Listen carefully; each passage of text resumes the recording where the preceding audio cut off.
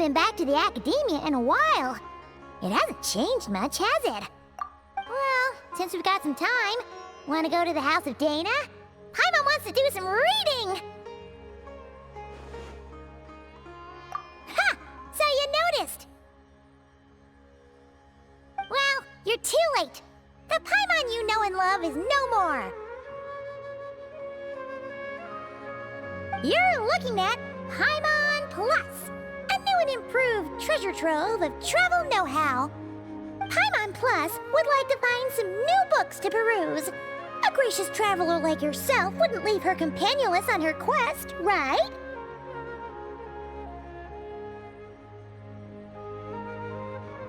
Come on, this way!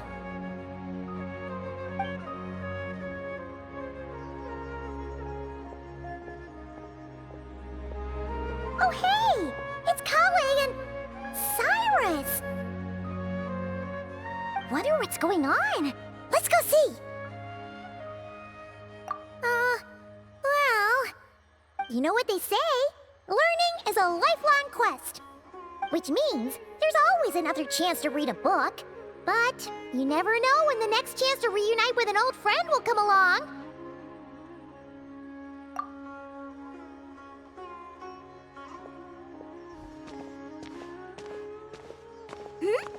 Traveler, Paimon? You're back in Sumeru? Oh, hello, you two. It's been a while. Looking to spend time with some old friends? Yep. We saw some familiar faces, so we came to say hi. Ho ho! Excuse you, associating me with that woman. And if you're going to remember me that way, you should at least mention my tomato-growing skills. So he's mad about the Zaha D part, and not the old man part? Well, Paimon's glad to see you in such good spirits, Cyrus. Must mean things are all good here in Sumeru. Ah, well, it's quite all right. I'm not the type to take offense at that kind of thing.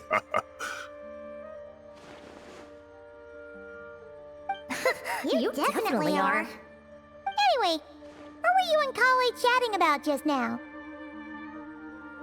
Ah, that. Well, it was quite a spontaneous meeting. I was leaving the sage's office when I spotted Kole in conversation with a Mahamata, and it looked serious. I thought something bad might have happened, so I hurried over as soon as the conversation ended. But as it turns out, our Kole is moving up in the world. The academia even hired her as a consultant. Wow! That's incredible! Oh, it's nothing, really. Look at that, so humble. Takes after me, she does. Not at all. Not at all. No, wait. I didn't mean that to sound like I don't think you're humble, Mr. Cyrus, because of course you are. I just,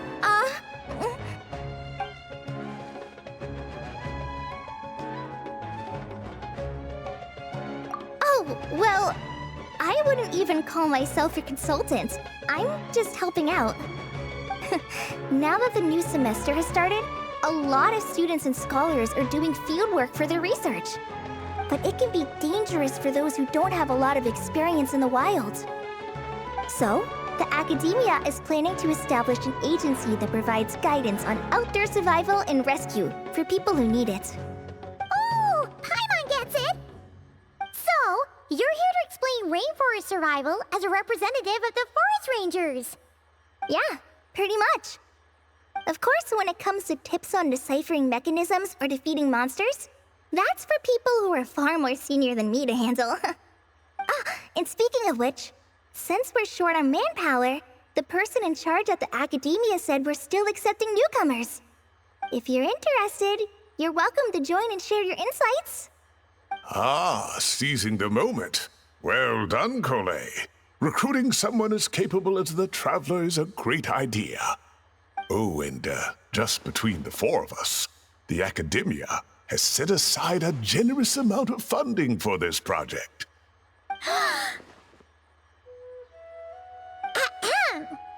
Well, since Kali's thrown her hat in the ring, we should help out too. What do you say, traveler? Great! We're all supposed to meet up in Aru Village later, so I guess we'll regroup there. I was kinda worried, since Master Tainari isn't around to help this time, but now I feel much better! Yeah, even if you don't trust the Academia's eye for talent, you can trust ours for sure. And mine, of course. I have as good an eye for people as I do for tomatoes. Well, there you have it. Thanks, everyone. Oh, speaking of Tainari, how are things with him and the others? Good, thanks! All the forest rangers are doing great! Oh, but Master Tainari did mention that Sino and Septhos were heading to Gandharvaville. I'm not sure if it's for work or something else. Huh, knowing them, could just be to play some cards. I'm not sure. Apparently Septhos is bringing someone else with him too. But with my academia commitment, I didn't have time to ask for more details. Huh, well now Paimon's curious. Should we go check things out, traveler? That's true, and I'm sure they've missed you. Now that is how it should be between friends. Getting together to play cards or enjoy a meal. Yet here I am, stuck with Nephis, who only ever calls to talk about research. Well, I won't delay your reunion any longer. Until next time.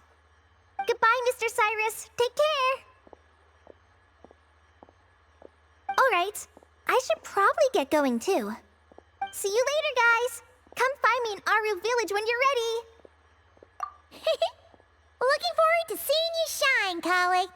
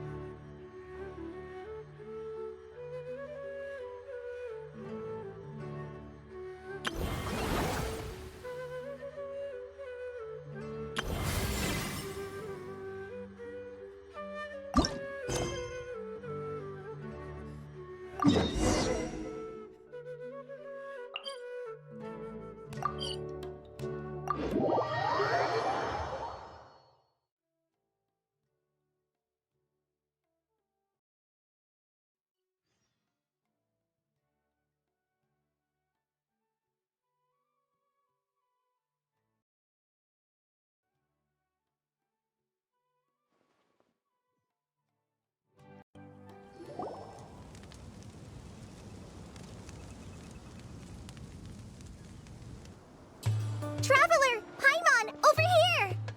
Welcome to the home base of the Fieldwise Center. As you can see, the core projects are already up and running, so we can get to work at any time. Huh. This feels like one of those places light novels talk about. You know, the adventuring hubs where rookies gather to take quests and stuff. Oh, and almost like a school festival at the same time, with everyone getting together to learn and then forming teams to hone their skills. It's so exciting! Well, this place isn't quite as decked out as a school festival, but Master Tainari said the Academia plans to be generous with the resources. Anyway, before students and researchers head out on dangerous field missions, they can come here for advice and emergency training. We even have professionals on staff that can join their teams to serve as guides or safety personnel. Yeah, you can think of it like a forward operating base, equal parts theoretical training and field practice. We'll familiarize new recruits with potential challenges in the wild and take them through drills so there's no reason to panic during the real thing. Amber, you're here too? Surprised? I know I was. I'm off duty right now, so I was planning to just drop in on Kali for a bit. but I didn't realize how busy she'd be. I'm not the type of person to sit around and watch, so I decided to be her assistant. Sorry, Amber. I didn't mean to put you to work during your time off. Don't worry about it. A little relaxation balanced out with some fulfilling work is a great vacation in my book. Plus, I've learned a whole bunch of stuff too. And I got to see the Traveler in Paimon again. I mean, it just keeps getting better. We should have a giant feast once we're done here. How does that sound? A feast with the first friend we met in Sumeru and the first friend we met on our whole journey. Oh, that sounds just about as awesome as a giant plate of sticky honey roast. All right, down to business then. Kale and I are in charge of the Scouting Speedsters project. The focus is using devices and machines to pass through hazardous areas, survey terrain, and get details on potential threats. Plus, Amorta research indicates that during dangerous situations, having the support of an adorable companion can help set adventurers' minds at ease and prevent excess nerves. So, we took inspiration from Cullen Anba and Baron Bunny to create 2 scouting devices that are both adorable and useful. Cullen Anbot and Bar Drone Bunny. So far, feedback has been pretty positive. Once we've collected enough data, the academia will continue to refine the scouting buddies and release even more designs. A bunch of Kulanambas and Baron Bunnies running around the wilderness? What is that gonna look like? Plus, with you to guide our 2 little scouts, we'll be able to obtain some great data. Once you have a more complete understanding of the Fieldwise Center, you should come test them out. Now come with me. I'll introduce you to the other consultants. Oh yeah, the lady with the greenish-blue hair also has a super adorable device over there. But it does something completely different than our scouting buddies. I'm looking forward to seeing it in action. Oh, hey! Another familiar face! Come on, let's go say hi!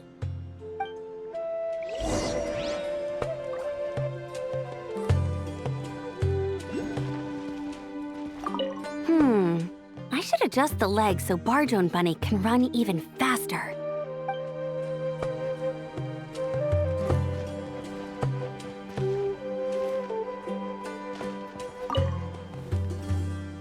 It's really that popular.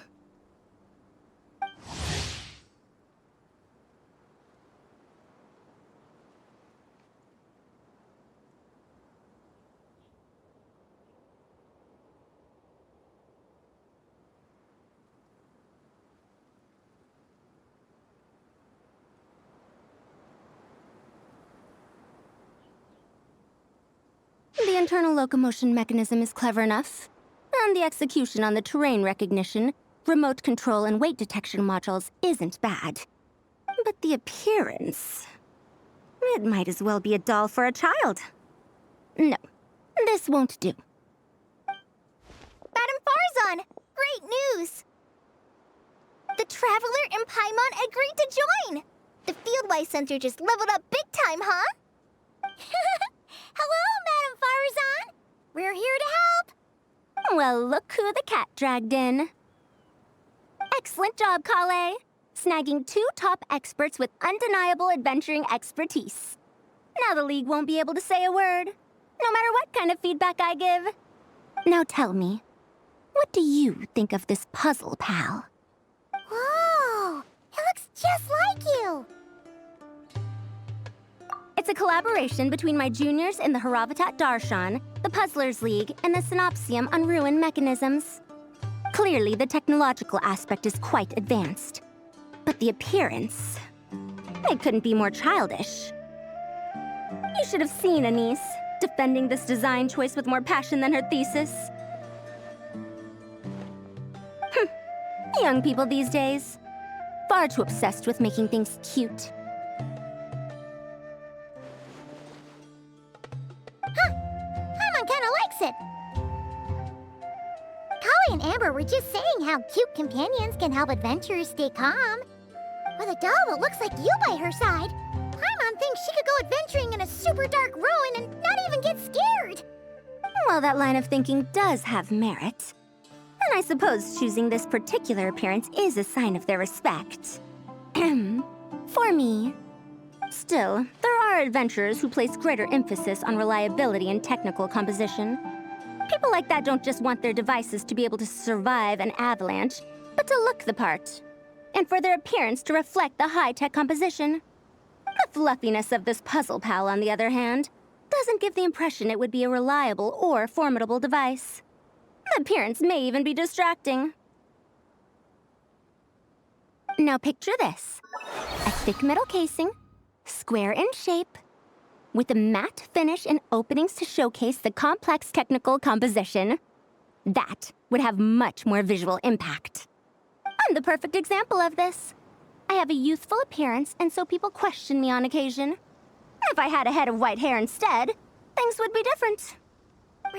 Really? Then, you want Paimon to talk to them? She has white hair. What? No! That's not the same thing.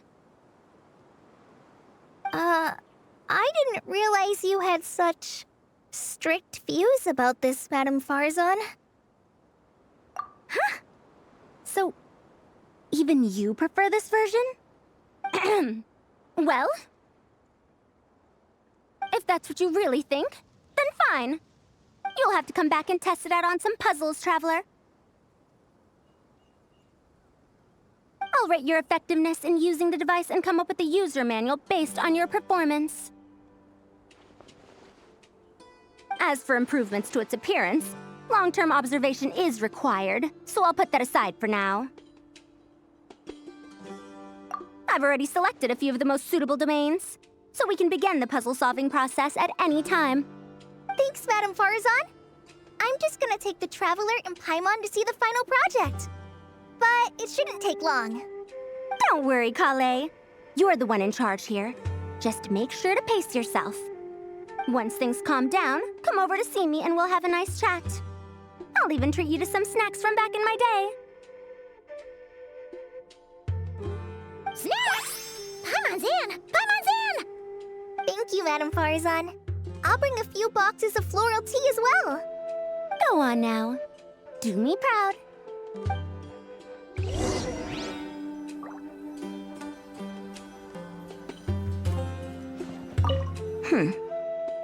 Perhaps we shouldn't change it after all.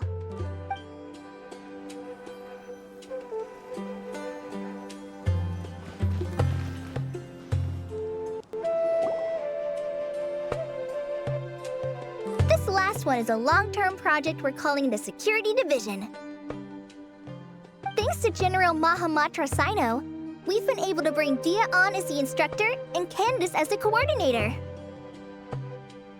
They're putting together a combat test right now, but they should be back soon. Hey, looking for us? Guess we showed up right on cue then. Wait, the Traveler and Paimon are joining as well?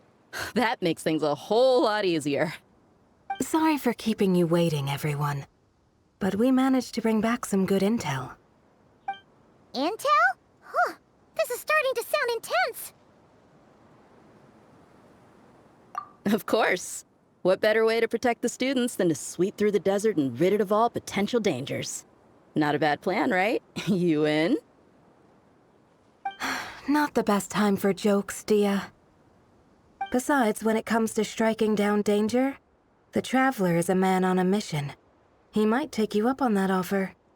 Defeating anything that might pose a threat? Oh, even if the Traveler worked non-stop, that could still take years. He'd have to stop traveling. Oh, Paimon doesn't even want to think about that. Time would be the least of our problems. Some dangers aren't visible to the naked eye, like the scorpions burrowed underground or the terrifying raptors sleeping in the trees. You can't get rid of them until they jump out to attack you. For situations like these, we'd have to combine Madame Farzan's recommendations with Amber's approach to scouting, calculating our chances of encountering enemies and our expected operation times. Whoa, whoa, whoa, pencils down, everyone. That was just a joke. The Security Division's goal is a lot simpler, actually. We're just here to ensure that fieldwork teams include trained combat personnel. Some of this work has been entrusted to the Blazing Beasts and other mercenaries, but members of investigation teams who pass the combat test can also qualify. Before an investigation team is allowed to head into a dangerous area, the group must include at least 2 professionals who have passed the assessment. And Dia and I were just out collecting intel on the best place to hold the test. We found a domain filled with monsters and bandits of all levels. Hopefully, they don't mind us borrowing their stomping ground for a bit. It'll only cost them a few smacks on the head. Oh, so we just need to supervise, right? That's right. Participant safety is our utmost priority, so we'll organize a group of capable personnel to take it in shifts. We still need to figure out our testing metrics, though. Fighting is different from an actual exam, and there's no one right answer. Mercenaries like me, we all have our own style. That's not a problem in actual combat, but when it comes to teaching, we tend to stick too much to what we're used to. So, we need someone to give us a baseline. Someone who has the experience, but also takes a more flexible approach in combat.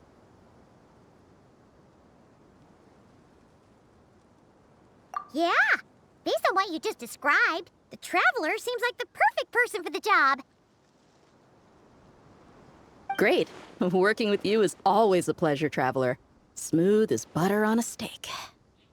Don't forget about compensation for the Traveler in Paimon, Dia. You agreed without doing the math first. It's fine. We'll just split the funds Kale wrangled for us, 20-80. 10 for me, 10 for you, 80 for the 2 of them. Wait, we're getting 80%? Don't sweat it. We're just in charge of the long-term operations. You're the one setting the metrics for the whole thing. So I think we got the better end of the deal. We've talked about a partnership in the past, haven't we? Well then, consider this the perfect place to start. Then I'll draw up a detailed overview of the compensation so it's clear for everyone. That'd be great. And don't worry, Miss Candace. About that piece of land you're leasing to the academia, the one used for grain storage, I managed to get them to agree to a 30% increase in their rent payments. Oh, thank you. Those funds will go to fixing up some of the village facilities, which should make for a more comfortable experience when investigation teams stop there in the future. All right, we should finish up our arrangements for the combat test. Stop by our station when you're ready, Traveler. See you soon. Oh, you sure are the beating heart of this operation, Kale. He brought the whole gang together. Oh, no. I'm just doing what I can. I still have so much to learn, so much work to coordinate. But for now, let's just give it our all. You bet! We'll make the Fieldwise Center the best it can be!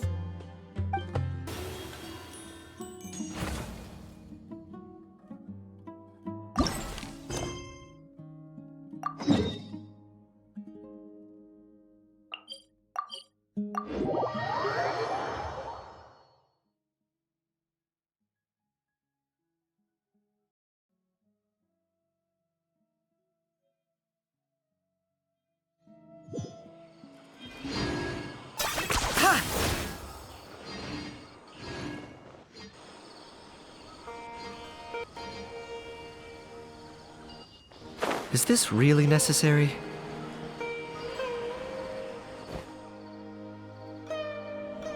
Tainari's place. Tainari's place. Ah! Here it is!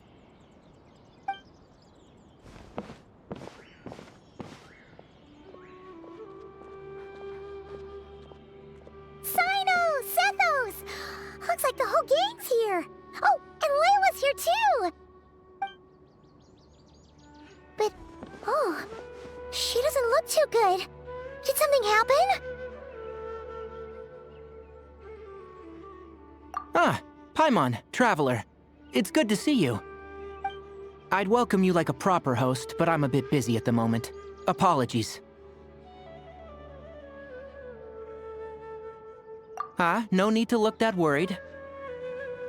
My observations indicate Miss Layla's condition has improved quite a bit. There's no danger to her mind. She's just fatigued and needs some rest.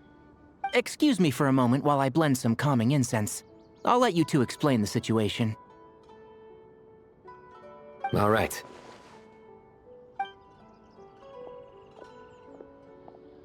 What happened was, Sethos and a few members of the Temple of Silence rescued Layla, who was out in the desert trapped in a state of delirium. She had to be rescued? Oh, that sounds bad. That's all you're gonna say about it, Sino? I mean, we don't want people jumping to conclusions.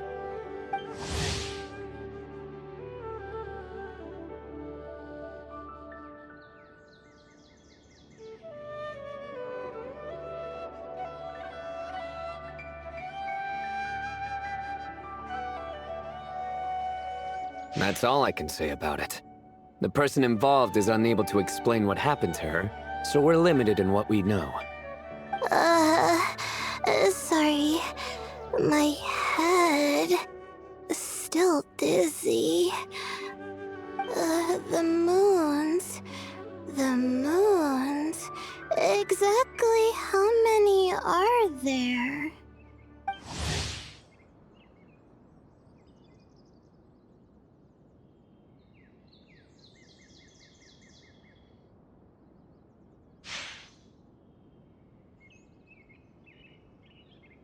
She's been repeating that phrase over and over again, but she can't seem to remember what happened to her. We tried a few things back at the Temple of Silence, but we couldn't recover her memories. Her symptoms are kind of similar to researchers in the Satyavada life state. So we brought her to Tainari to see if our veteran forest watcher had any other ideas. Tainari is pretty much our last option, so let's hope he can help. Well, the good news is, even if restoring her memory is a no-go, we can help with the headache at least. Jur was in a similar state when we found him, delirious and mumbling to himself, but he's more or less back to normal now. Sorry, I should give you some context first, huh? We should let Miss Layla get some rest. Come with me, you two, and I'll introduce you to the other victim of this incident. Good idea. I'll wait for Tainari here and keep an eye on our patient. All right then, this way.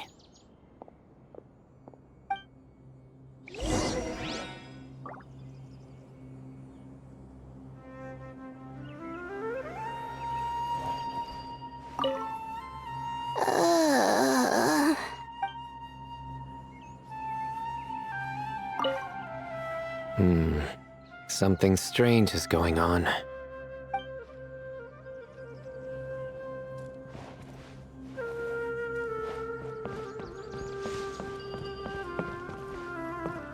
Hi!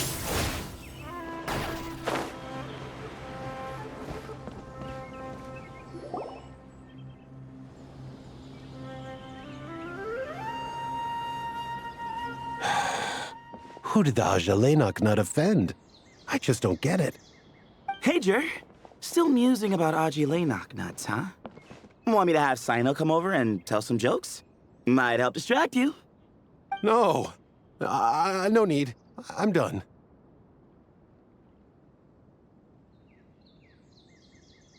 Oh dear. Another master of puns. One of Sino's card buddies, actually. I think I might just take that as my cue to head back to the desert. Hold on. So, what's the deal with the Ashilenok nuts? Other than the bad Sino jokes. We'll get to that. But first, introductions are in order. This is Jur, a member of the Temple of Silence. And you remember the Traveler, right, Jur? Of course. I'd never forget a participant in the Rite of Duels or the hero who saved Sumeru. Awesome. Could you go over what happened to you one more time, Jur? Our valiant hero is gonna help us get to the bottom of this.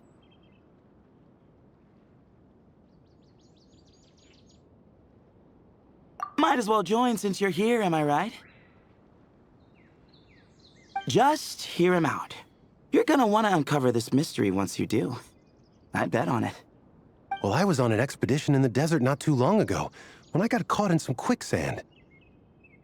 Later, it became obvious it wasn't normal quicksand because instead of sinking to my death, I fell into an undiscovered ruin.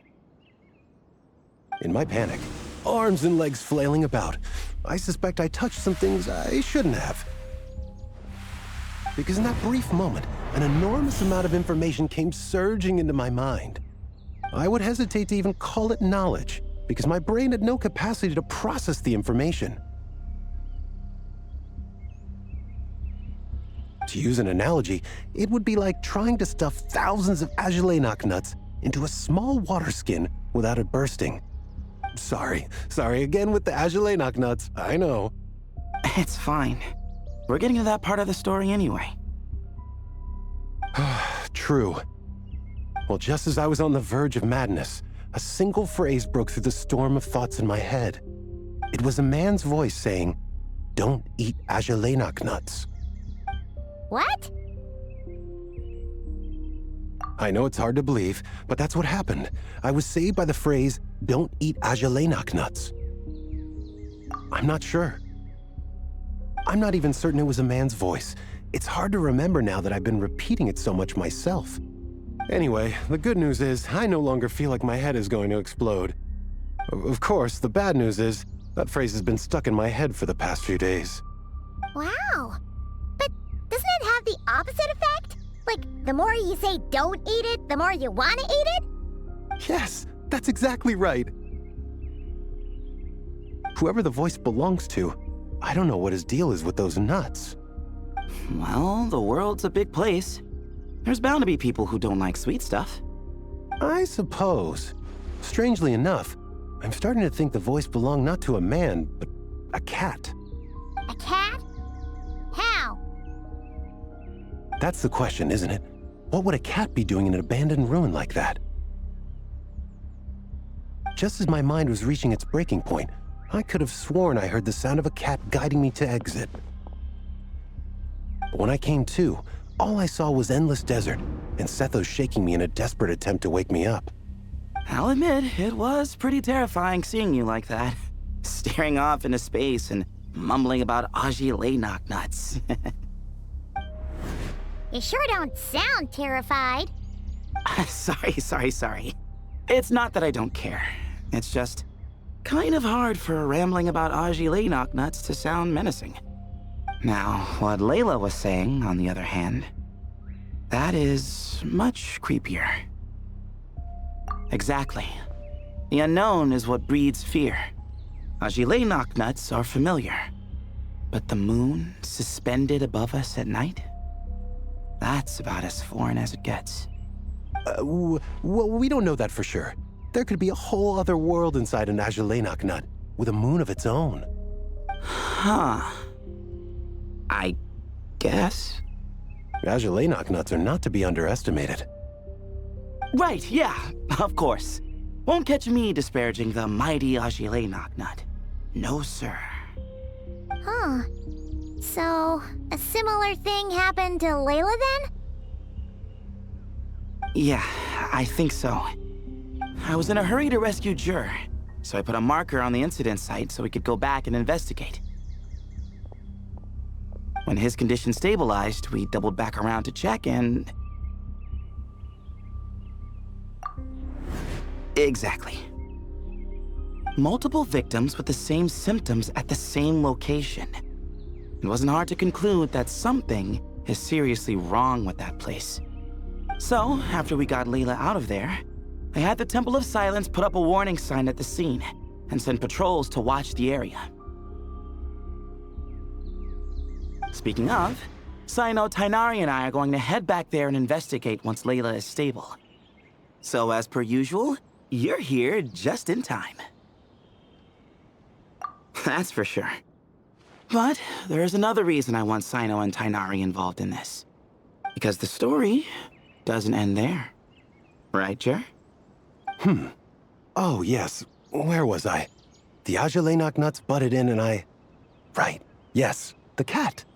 As I followed the cat noises, the voice said something else.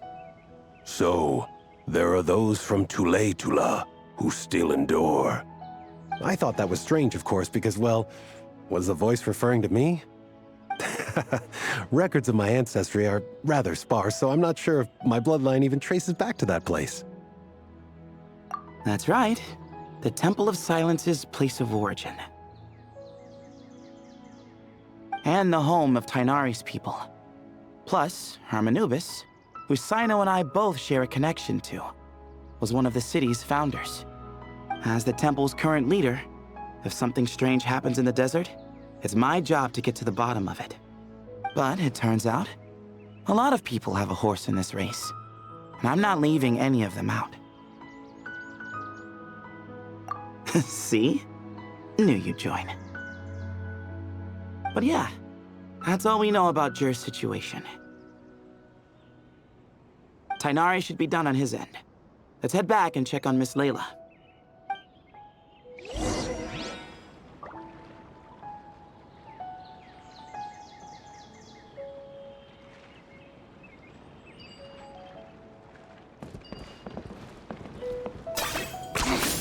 Points for agility.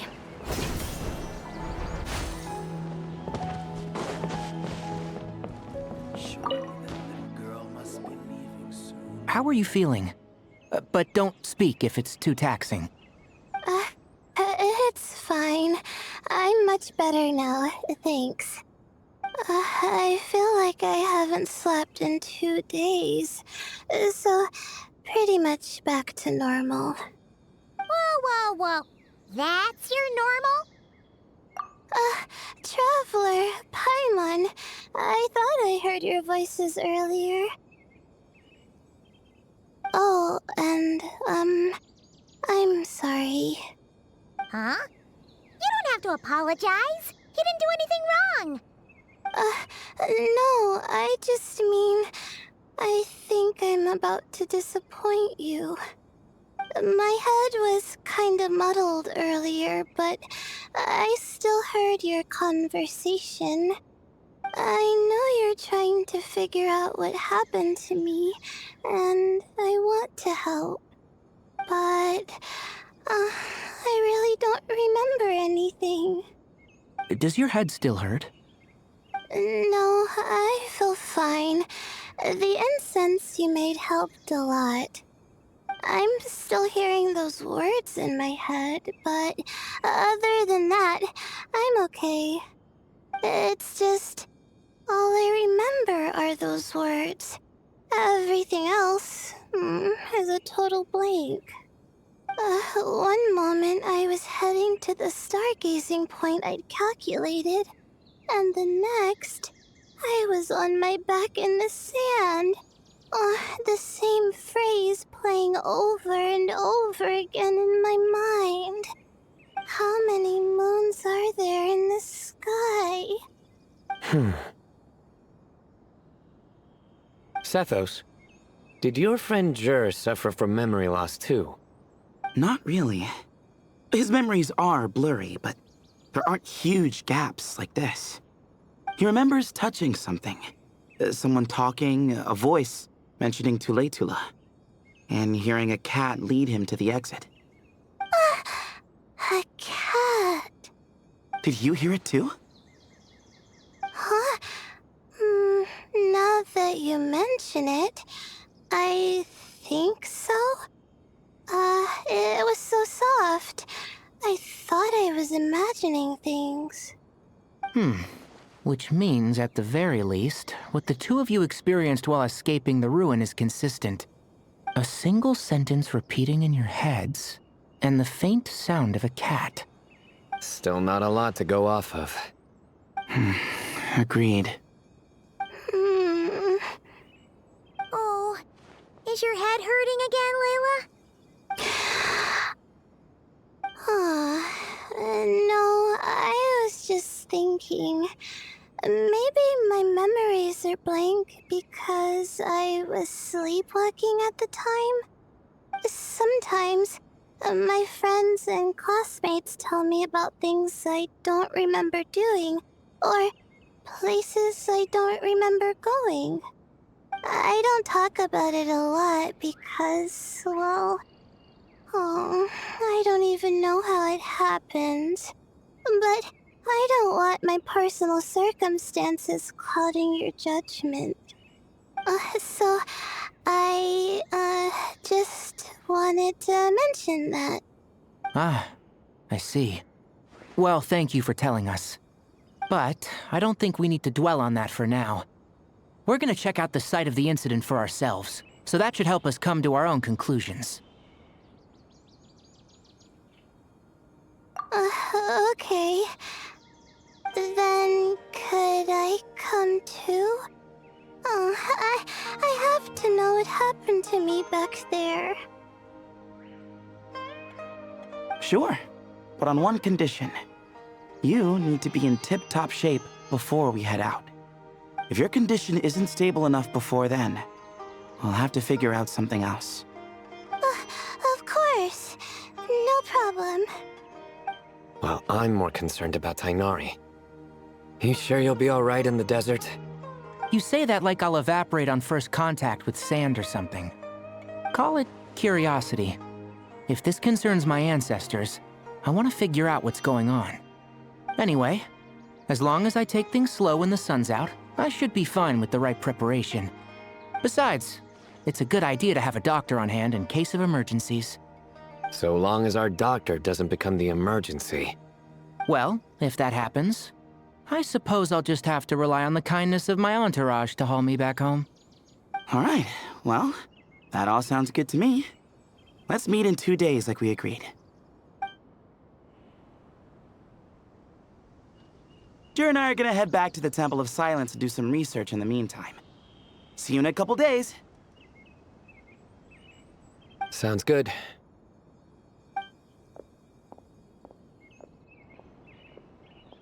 What about you, Layla?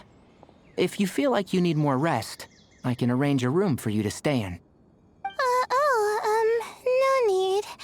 I've asked enough of you as it is. Besides, I feel a lot better. I should make it back to my dorm, no problem. You sure?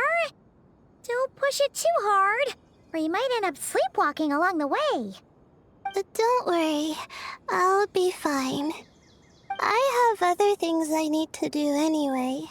Like letting my advisor and classmates know that I'm fine, adjusting my stargazing schedule, things like that. If I don't get it all done, I doubt I'll be able to sit still, let alone stay here and get some rest. I'm not so sure that's... Ah, a much better idea. Thank you, Traveler. Of course, if anything starts to feel off, come back for a checkup right away. You'd better listen to him, Layla, or he'll feed you tasteless slop as a punishment. Punishment? You're the one who caught a cold. You're supposed to eat light when that happens. Besides, with your nose stuffed up like that, you couldn't taste anything to begin with. Huh. Is that so? And here I thought it was an in-taste-to-no issue. Should have seen that coming. You're off the clock, so now it's time for puns, huh? Oh, brother, not this again. Don't worry, Paimon. I understand.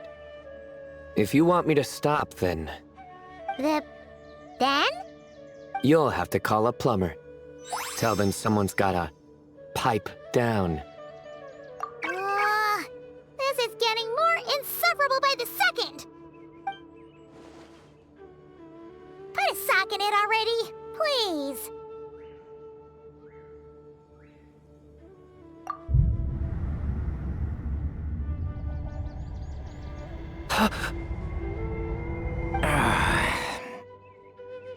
Paimon's done with this game. You win, okay? Let's just get out of here, please. All right, you stay safe. I'll try to stay sane.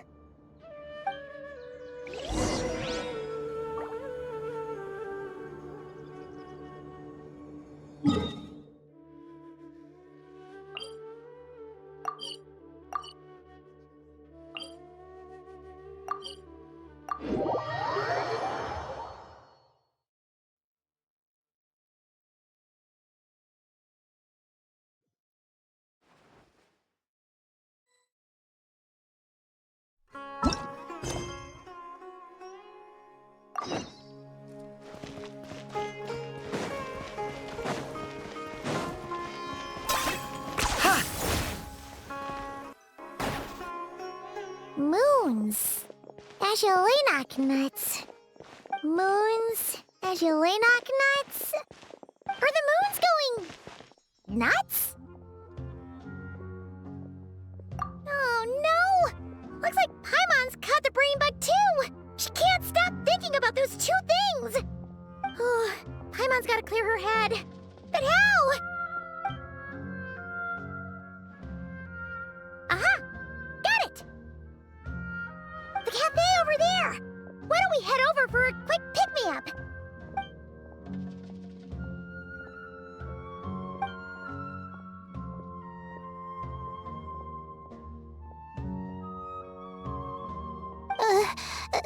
Sorry.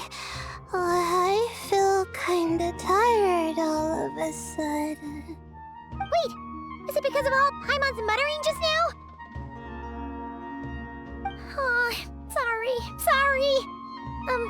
The coffee will be Paimon's treat, okay? Hey, you make it sound like Paimon's stingy or something. Huh, well, she'll just have to show you her true colors. Yeah, starting now. You sit tight and take care of Layla, Traveler. Paimon's gonna get us some snacks and coffee. Be right back. Don't go anywhere in the meantime.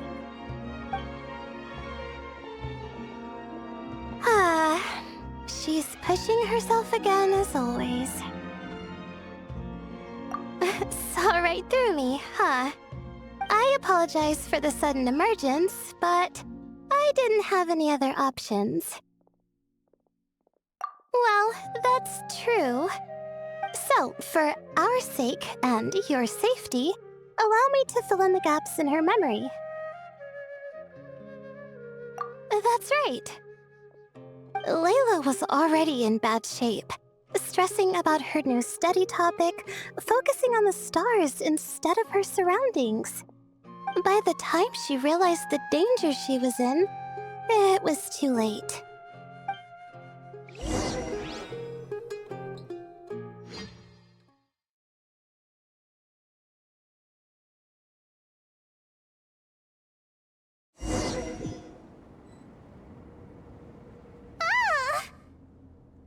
Quicksand near the ideal viewing spot? Wasn't expecting that. Looks like Layla's been under a lot of pressure lately. She hasn't been paying attention to her surroundings. But why would quicksand lead to a place like this? Well, all in all, looks like a common desert ruin. Guess there's nothing to do but try to find a way out. Oh, Layla, what have you gotten yourself into this time?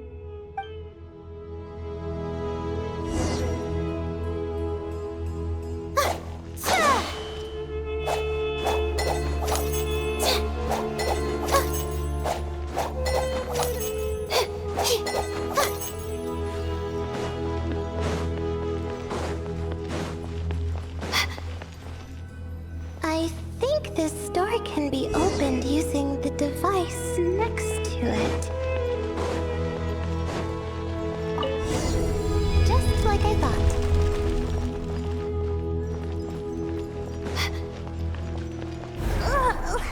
What was that? My head. It hurts.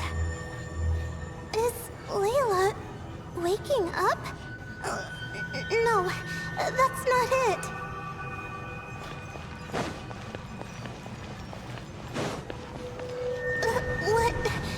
What's going on?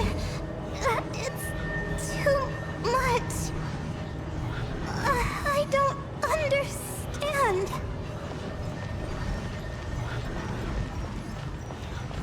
The ground is... Where am I? It's spinning.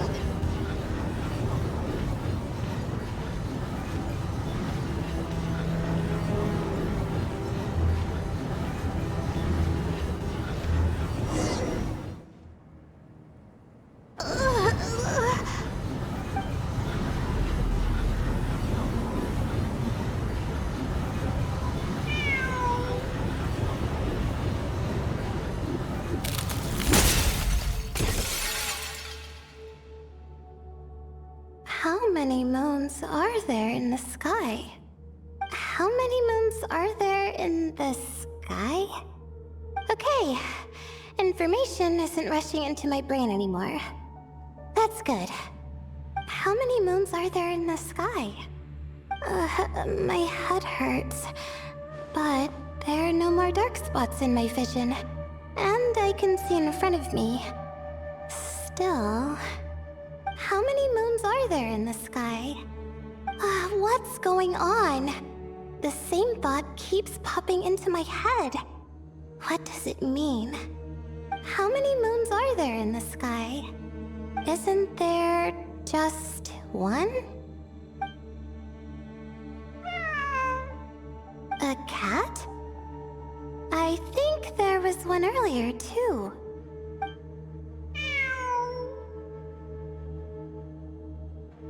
I'm not hearing things. It really is a cat. But what is it doing here? How many moons are there? No! Stop it!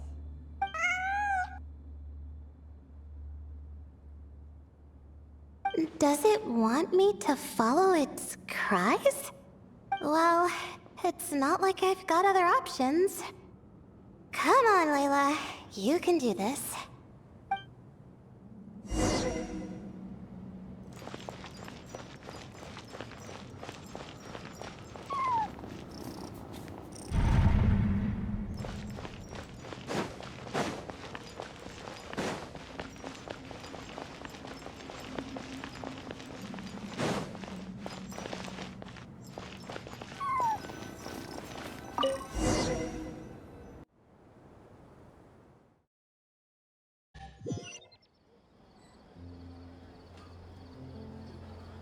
And so, I followed the cat's cries to find my way out. It was quite a kind creature. It didn't even leave until the other Mies started to wake up.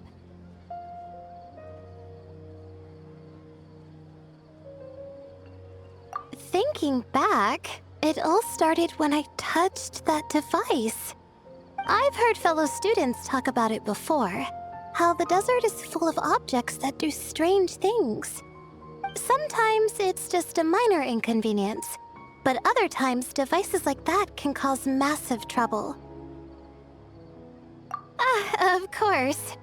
I forgot how much adventuring experience you have. Still, carrying an umbrella doesn't mean you can't get soaked, so just be careful and stay away from unknown devices. No need to thank me. You and Layla are about to head into dangerous territory together. You need to be safe so she can be safe. Well, I think that about sums it up. And just in time. Your coffee's here. Traveler! A little help over here?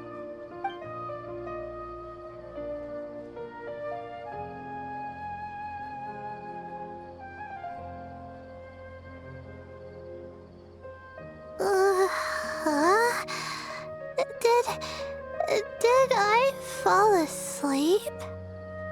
Wow! Paimon didn't even know she had such an impressive skill. Ha! Does that mean since Paimon bought this coffee, it would just make you sleepier? A beverage that puts people to sleep. Better saved for work hours, I think. What? So you can nap on the job? Who does that? Huh? Oh.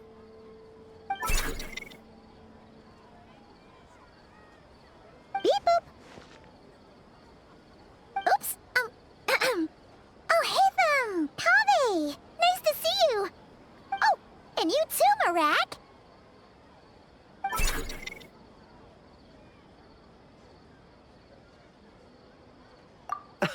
Sorry. Hope we're not interrupting anything. Miss Layla, you don't look so good. Is everything all right? Oh, I'm fine. I was sleeping just now, so I'm still a bit... Ah, I see. And we woke you, didn't we? I'm sorry. We shouldn't have been so loud. No, you didn't. I didn't mean it like that. Sorry.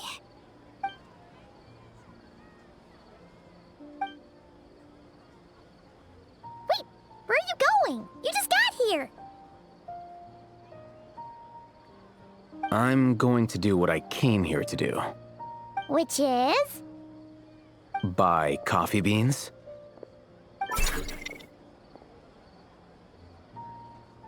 Huh? You're going too? Marak! Fine. Run off with him. See if I care. Well, looks like I get you to myself.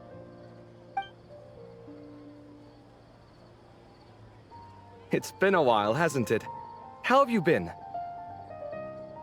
So, a busy life of adventuring for you, and a busy life of academics for Miss Layla, is that right? Oh, is something wrong? Ah, the desert's not always the friendliest place, that's for sure. And from the look on your faces, I'm guessing this problem's not resolved?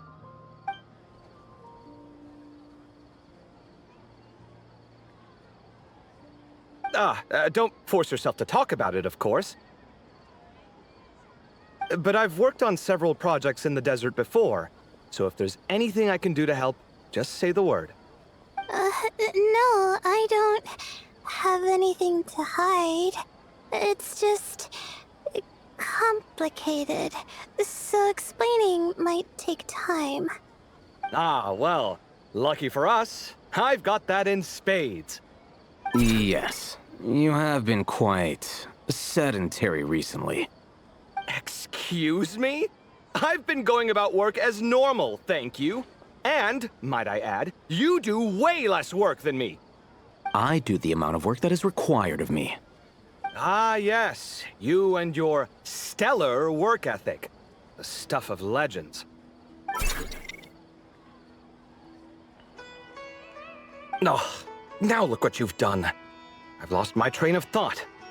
Where were we? The problem in the desert. Wait, you were listening earlier?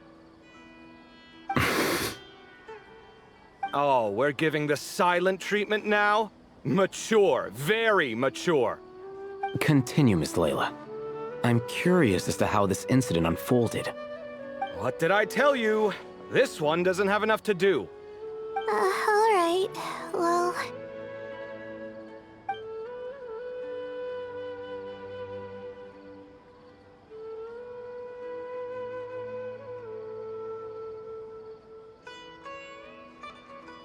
Could you still use some extra hands on this investigation team of yours? Huh? You want to join, Mr. Covey? That's right. I think my experience studying desert mausoleums could be of some use here. While Hatham's expertise in ancient languages could be helpful too. Besides, I consider you all to be my friends, and friends are supposed to help each other out. Wait, I'm involved in this now? Oh, please, I know you. Half the battle was over the minute you said you were curious.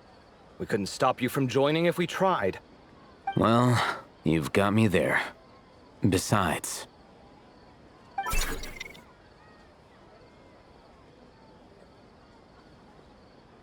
this suitcase of yours has been jumping at the chance to volunteer for a while now.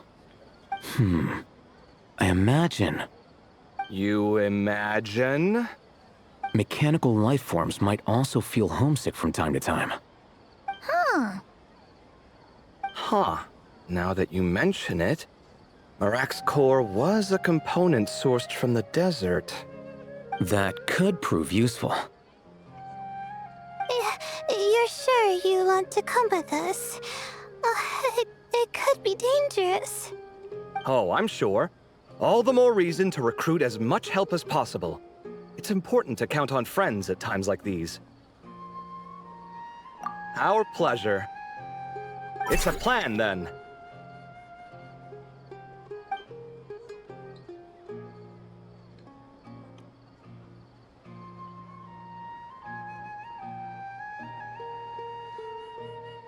All right, we'll head back to our place to get ready. This one hasn't been on a trip in a while. Chances are, he doesn't even remember how to pack a suitcase. I'm not worried. It'll get done. Somehow. Would it kill you to help every once in a while? I do help. It's called moral support. Oh, of course. And I am ever so grateful. Goodbye, you three. We'll see you soon!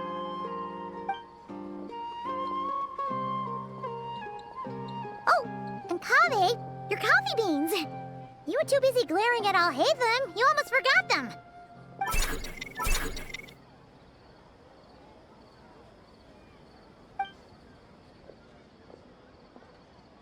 Well, we're pretty close to the academia now. I should be fine from here. Thanks for the coffee, Paimon. I feel much better now. Right. I'll follow the doctor's orders. Or try to, at least. With the blessing of the stars, I hope we all get a good night's sleep.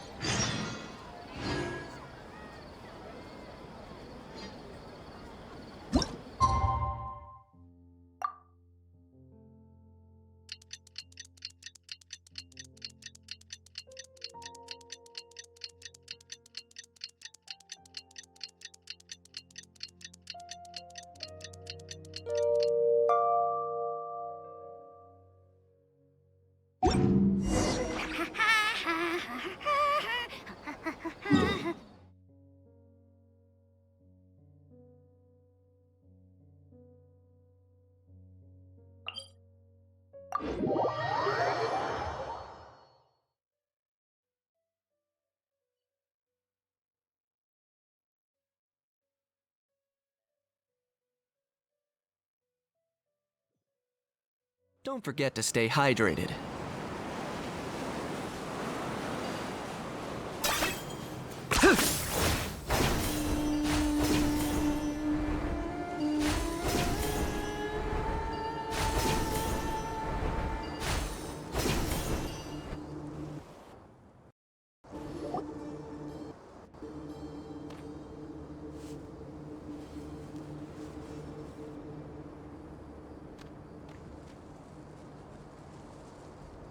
Looking at the map, we should be getting close.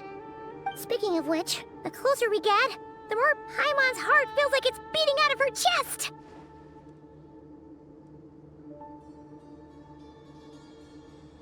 Excitement! Yeah, sure, that's it. Oh look, it's Tainari and the others. Everyone's here bright and early. Yeah, the desert's a pretty harsh environment. Better to travel at night and beat the heat. Hey everyone, we're here! Ah, right on time. You don't need to worry about me. It's not too hot yet, and I'm properly hydrated. All right, we're just waiting on the two people Miss Layla mentioned, and then we'll be set. He's staying behind. If we don't make it back after a certain time, he'll be in charge of rescue operations. You can count on me. Nice! You thought of everything!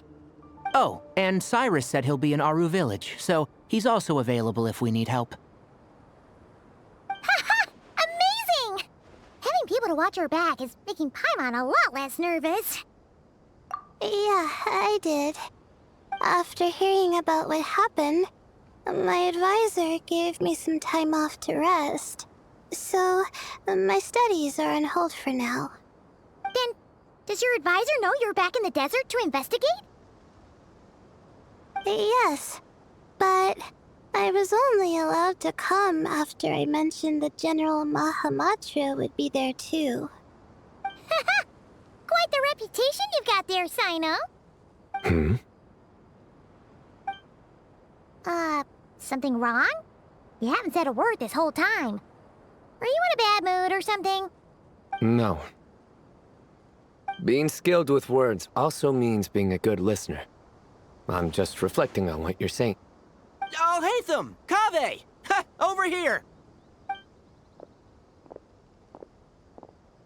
Darn it. I was just setting up a brilliant...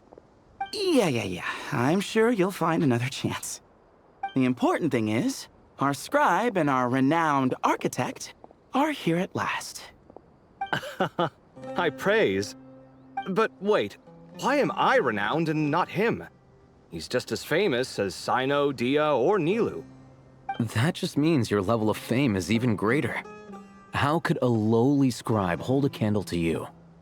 Lowly scribe? Please. All those strings you pulled to get those new books from the House of Dana? What do you call that? Borrowing. Anyone with an employee ID can do it. Uh-huh, yeah. The House of Dana bends over backwards for just anyone, does it? Send a report to Lesser Lord Kusanali then. Let her know someone at the Academia is abusing their position. Hey! I never said abusing. Impressive verbal sparring, as always.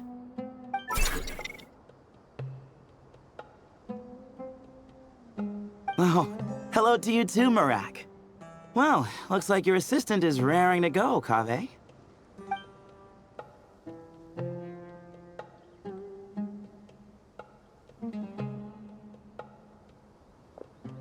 So, I say we get this show on the road. No sense delaying the inevitable. No need. We're in this together, remember? Sure. This is the entrance, yeah? Yes. Perfect. Then, if we're all set, let's get moving.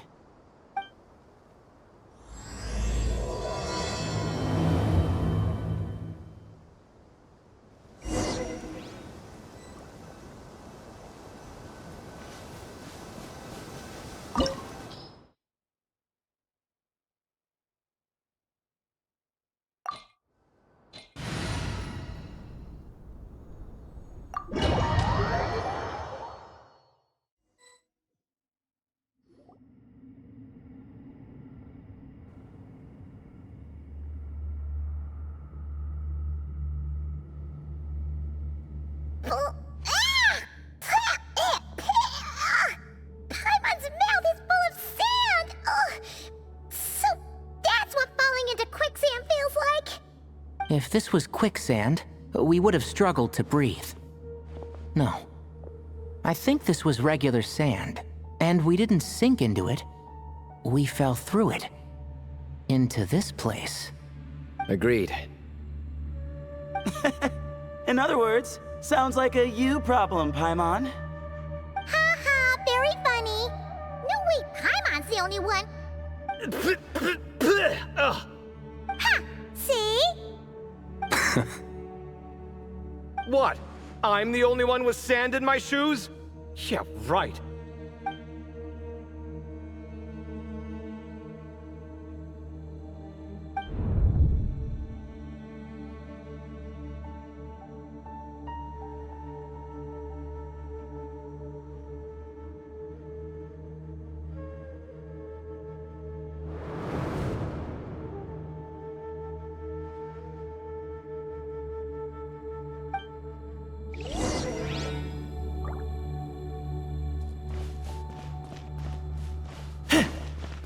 Hi!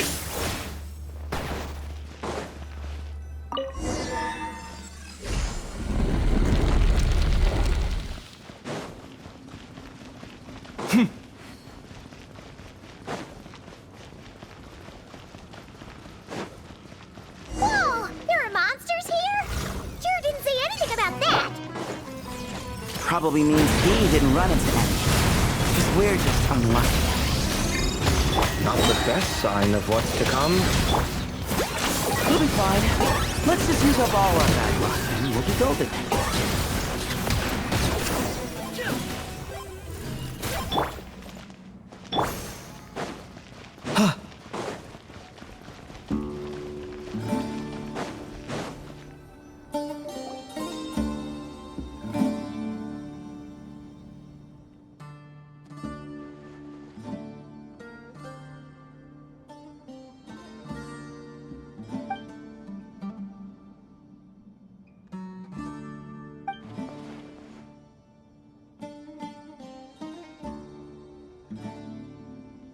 Well, that goes without saying. To her point, there's just one problem, though. The only way forward is through that door. Oh! Is it time to hunt for a key? Paimon loves this part. Don't worry. With our adventuring experience, we'll find it no problem. Let's get searching.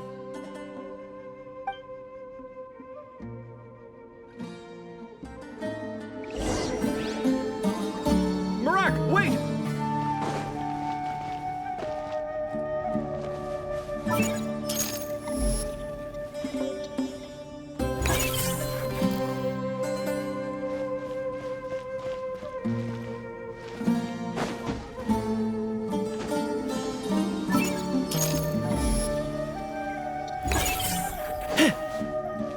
Marak seems interested in these jars. Go smash them. Ah, well, we would hate for you to have to lift a finger, Your Highness.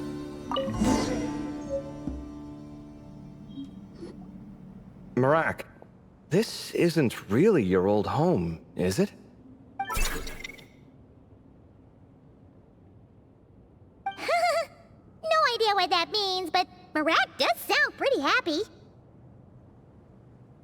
So, mechanical life forms do have the capacity to miss home. A novel discovery. Well, with Marak leading the way, we should be safe, right?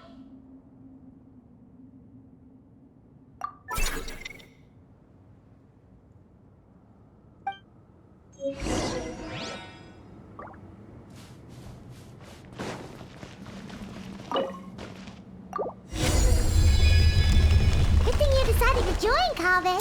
Otherwise, our investigation would have ended at that door. It was nothing that I did. You should thank Hold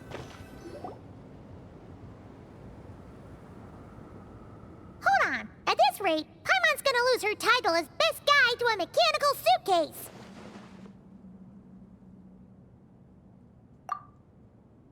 Aw, thanks. Hey, wait. What do you mean, useless?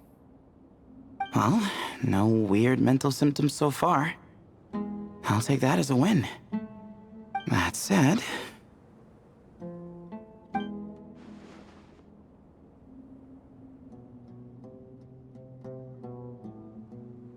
There are 3 doors here. So, we split up. Divide and conquer. Otherwise, this whole thing is in ruins. No pun intended on that last part. I swear. Yeah, that might be our best option. Good idea. And the minute things go south, we go back the way we came. Ooh, this is getting exciting! So, who's teaming up with who? Paimon calls dibs on the Traveler!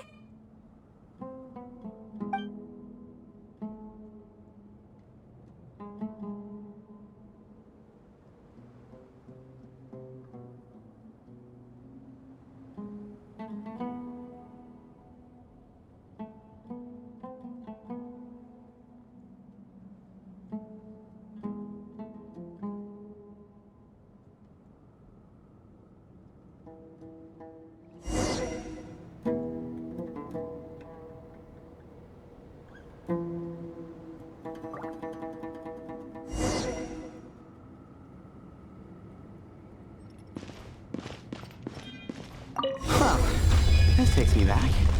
The last time we were in the desert together, the 2 of you came all the way out here to gang up on me.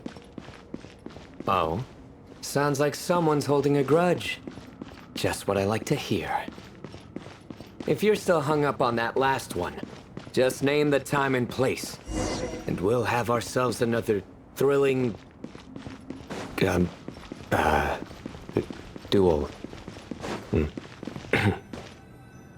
Huh. What's with the awkward pause? Were you expecting... This chamber is huge. I can't even imagine what it's used for. Oh. What's wrong? I seem to have stepped on some kind of... stone slab. Huh. There's a pattern on this, but it's hard to make out with all the dust. Look! The shape seems to match the markings on the ground over there. Let's slot it in and see.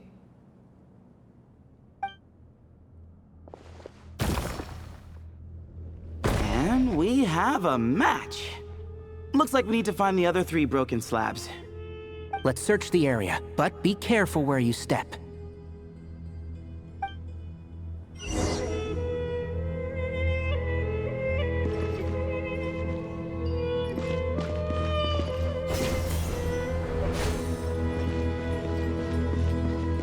Ooh, got one!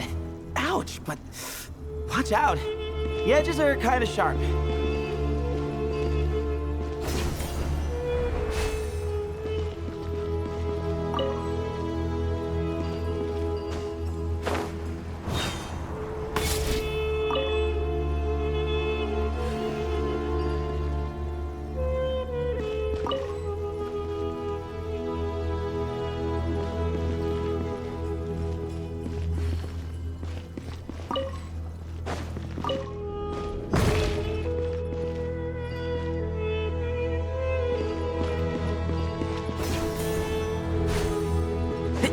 Got the 3rd piece.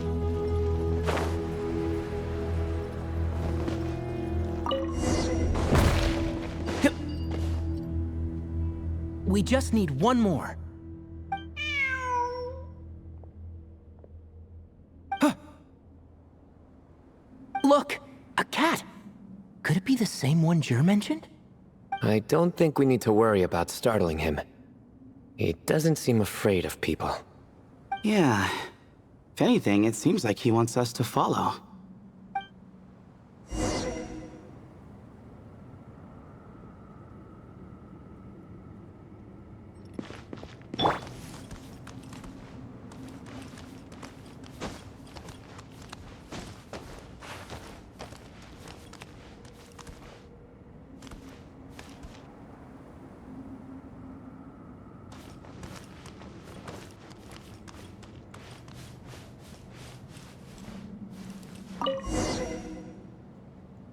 Oh, he led us to the last piece. Who's a good kitty? I never thought I'd hear you say something like that. You've clearly never heard how the professor talks to his tomatoes, then.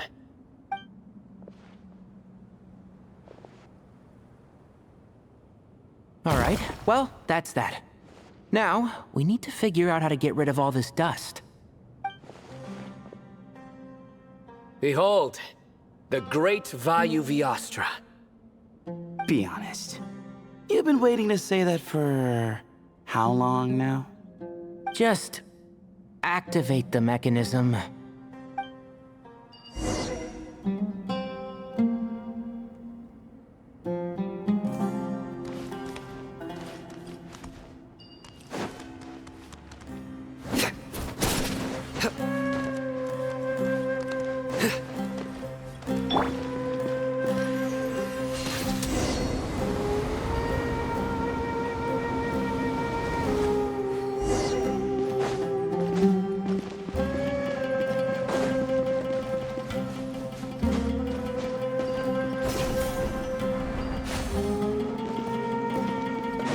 Keep up. Huh. It worked. It's a picture of... 3 Hermanubises? That can't be right. The ears aren't vertical. Oh, true. And the lugs fall short. My hat is much better looking.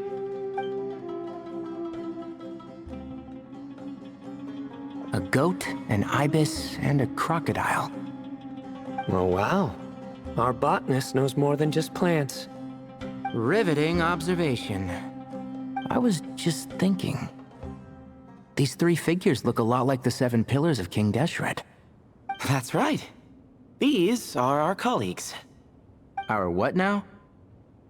You sure about that? Just kidding. But what I meant by that is, these were Hermanubis' colleagues back then. The middle one is the Goat King Harashef, Minister of Ministers. the god Amun's most trusted chancellor. Records say he was the deputy king of the Desert Sands, chief among the Seven Pillars. Someone even more impressive than Hermanubis? I wonder if that ever got his goat. Sorry, couldn't resist.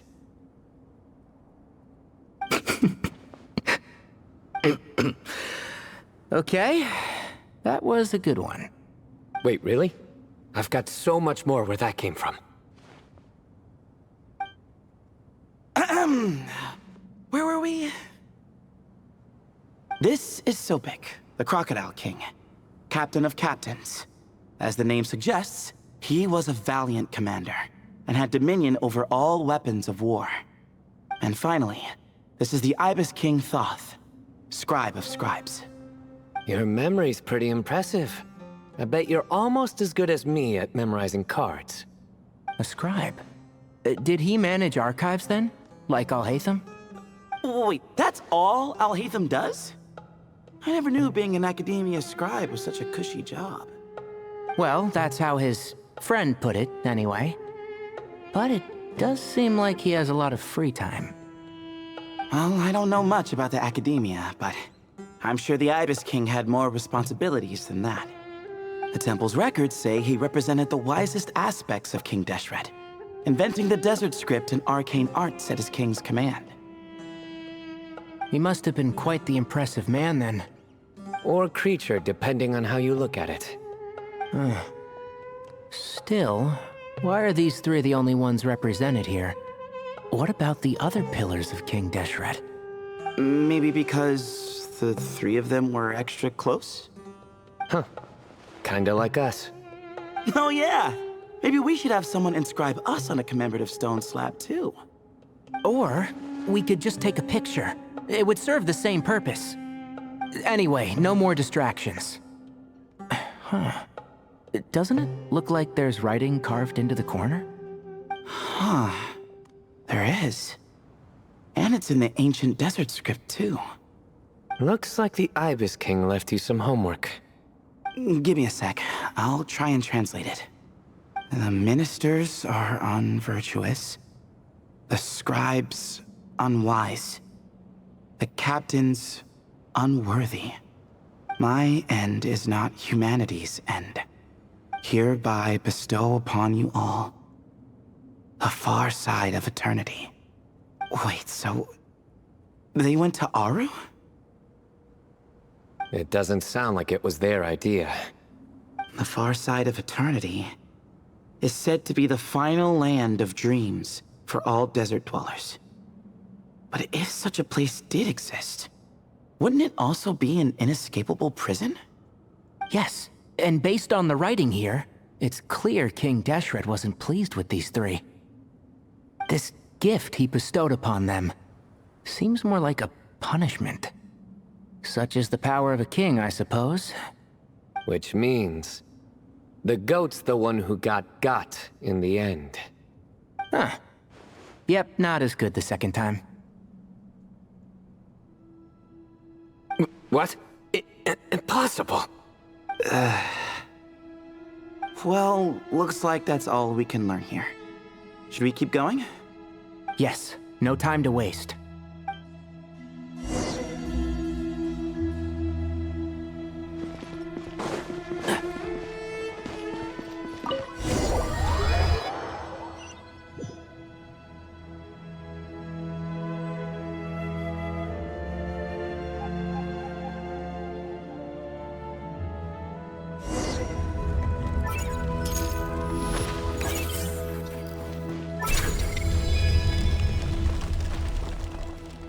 Jeez, who knew a suitcase could be so fast? Marak is nothing like this when it comes to housework. Hey, wait up! A scout's job is to take the lead. Just let Marak figure it out. Easy for you to say. I'll be the one doing the repairs if something happens. Why don't you go scout ahead then? When I think of a comeback, I'll let you know. Oh, Marak stopped. What is it? Found something? Looks like something covered in sand. Let's get it out then. Come on. Oh, it's a stone slab. Good job, Marak. Let's take a look. Huh. Looks like this part of the picture goes over there?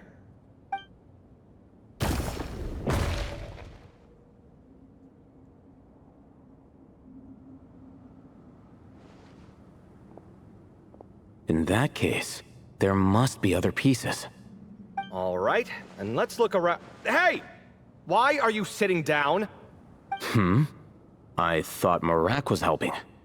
Oh, so you do know what that word means. Great. Are we supposed to just sit back while Marak does all the work? No, I doubt you could do that. Exactly. But I can.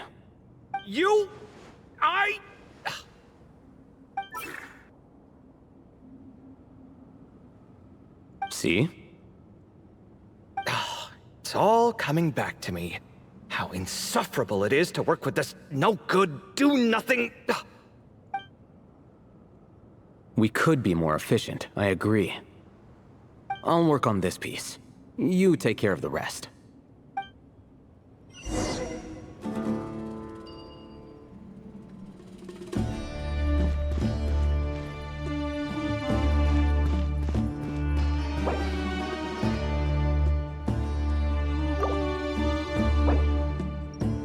Found one!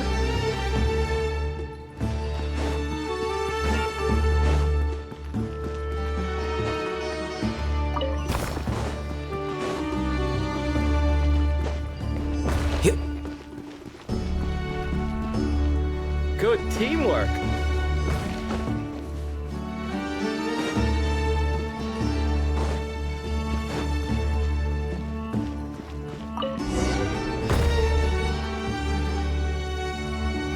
Looks like we found them all. The pieces fit together like a glove. But we can't see what's on them. Turn around. Huh? Look. Oh, I've seen this before. It can create strong winds. Just what we need to clean off the slab. Come on, let's... Hey! Don't worry about me. If I sit here, I won't be in the way. Oh, you don't want to be in the way? Then sit right in front, so the device can blow you straight back to Sumeru City.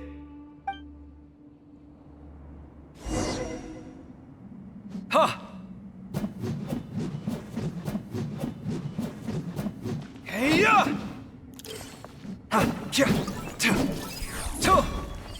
Scanning. Breaking new ground. Site clear.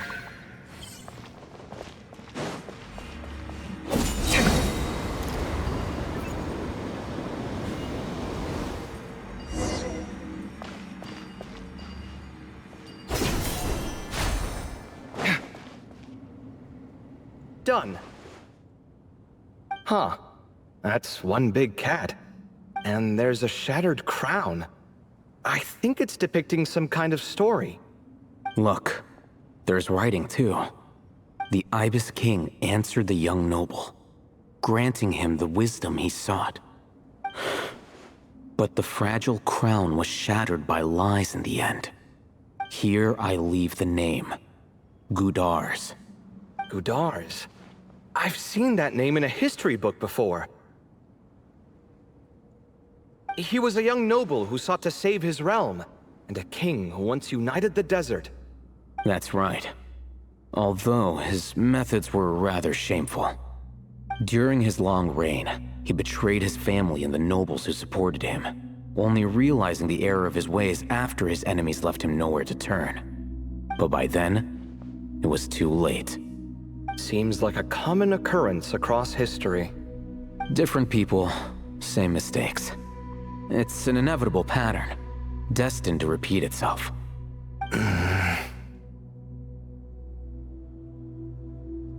The writing mentions the Ibis King, but a cat is depicted here. Does that mean... So far, what's depicted on the slab seems true to history. In which case, this cat is either a proxy for the Ibis King or a manifestation of said king himself. Exaggeration is a common method ancient records use to highlight a being of higher status. And as we know, Layla and Jur both heard the sound of a cat while escaping the ruin. You're saying the Ibis King, one of the legendary 7 pillars of King Deshret, is here, still helping those in need? I'm saying we can't rule it out.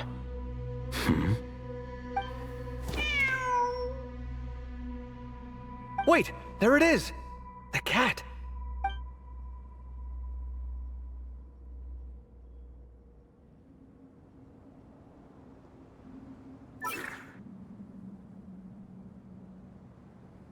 Ah! Marak went after him! The cat's showing us the way forward. Come, let's follow. Okay.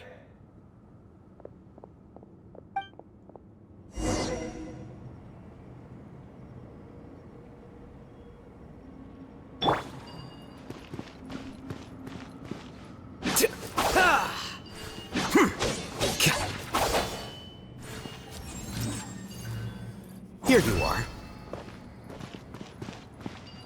A process of elimination.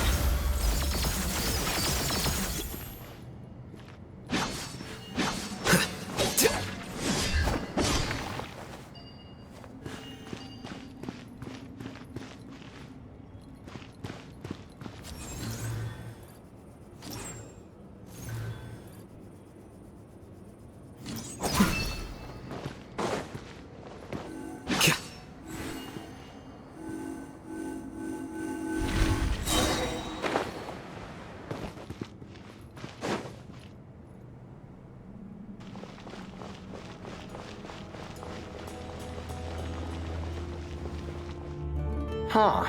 The cat's... gone. Yes, but look where he led us. Oh. Another slab. It looks similar to the last one.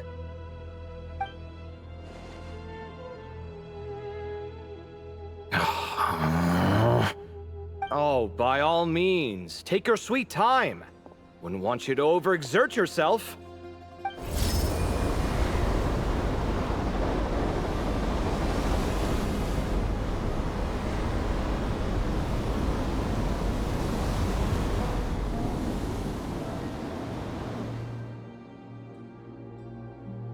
Huh. The scene depicted here... Seems to be a different tale. The Ibis King answered the Jinn-blooded dancing girl, granting her the wisdom she sought. But enemies plotted to kill her close kin. Snake venom was her self-chosen end. Here I leave the name. Makaira. The Temptress of Woe? You've heard of her? Of course. I don't just sit around doodling all day. She's mentioned in tons of papers about the desert. As I recall, she was given as a gift to the tyrant king of Gurabad, and later seized the opportunity to kill him. After getting her vengeance, she reigned as queen for many years, until her enemies attempted a coup, and she took her own life. That's more or less the version I've read as well. It seems this queen also had dealings with the Ibis King. Yeah, I'm starting to find this whole granting wisdom business a bit concerning. I mean, considering how Gudars and Makaira ended up, it might not have been a good thing. But, at the same time, if the cat guiding us is linked to the Ibis King, then he doesn't seem like a villain either. People are complicated. And the same is true of the servants of the gods, no matter their wisdom or power. Let's reserve judgment for now, and keep moving.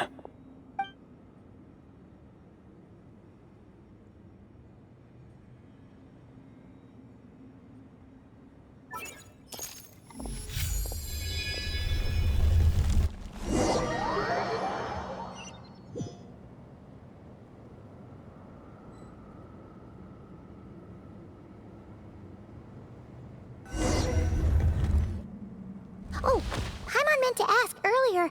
Have your memories come back, Layla? No, sorry. To be honest, nothing about this experience feels familiar. Besides, my focus is the stars, so I don't spend a lot of time exploring ancient ruins. Guess that makes us the senior researchers in this scenario. Stick close, all right, Layla? Okay.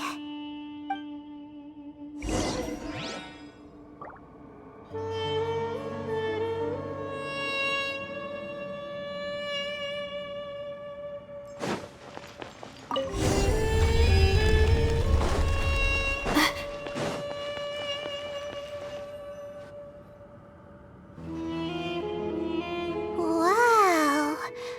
What a tall ceiling. Yeah. But for such a big place, it's so empty. Like no one ever lived here. Sure must have been boring to live in ancient times, staring at ceilings all day. Now that you mention it, I've heard some people used to draw star maps on their vaulted ceilings. Some might even make them transparent to better observe the movement of the stars. It sounds so nice. Stargazing from the comfort of your own home. Wait a second. I think I see something up there. Huh? How is Paimon supposed to do that? Oh, right. Flying. Duh. Alright.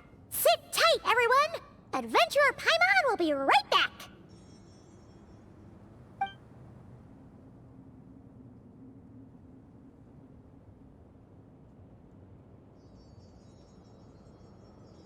Okay. So, there's nothing super special up there. Just a couple of shelves, tables, jars, and scrolls. And a whole bunch of dust, dirt, and sand. You really want to search through all that stuff? Well, when you put it that way... Come on then, let's see what we've got. Paimon's hoping for something super valuable. Thanks. I'll stick close.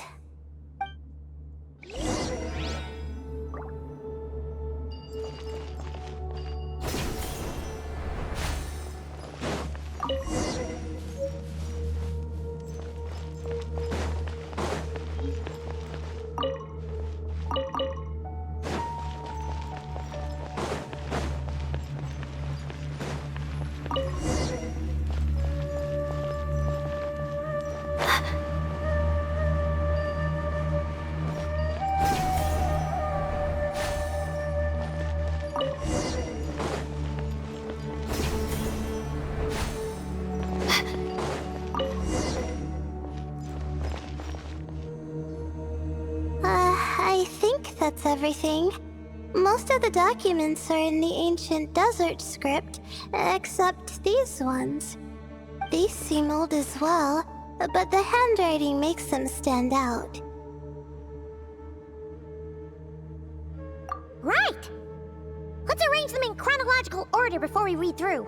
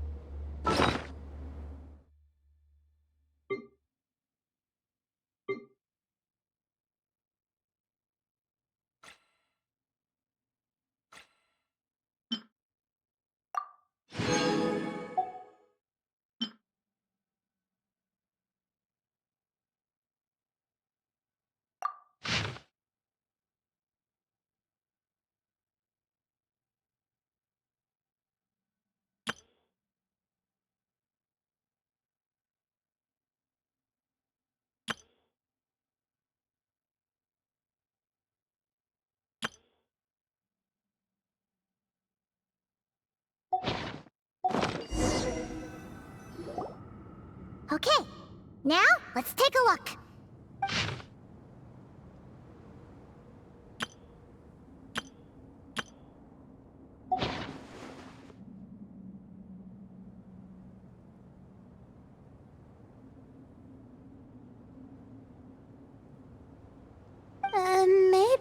this person fell in by accident, like Mr. Jur and me.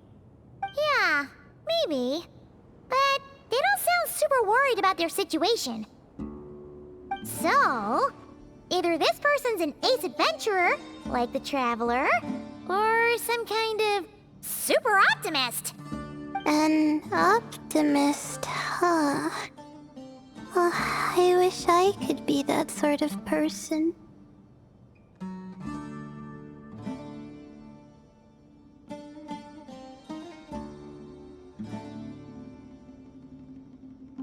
That's right! You're detailed and passionate. Great qualities for an adventuring buddy. This optimist seems super obsessed with exploring every corner of this place.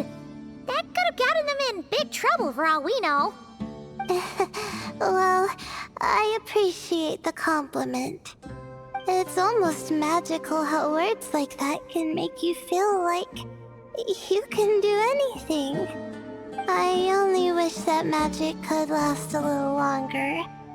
Until I figure out my new study topic, at least.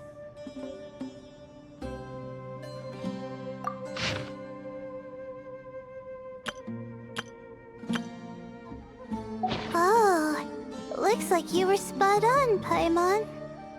See? Told ya! That's what happens when you don't think things through. And all this talk about seniors and juniors, he was a student just like you, Layla. Whew, he sure talks a big talk for a student, though. You'd think he was some kind of old scholar instead. Huh. What is it? Did Paimon say something wrong? No, not at all. I was just thinking, and this might sound rude, but the way this person speaks is just so... you noticed too.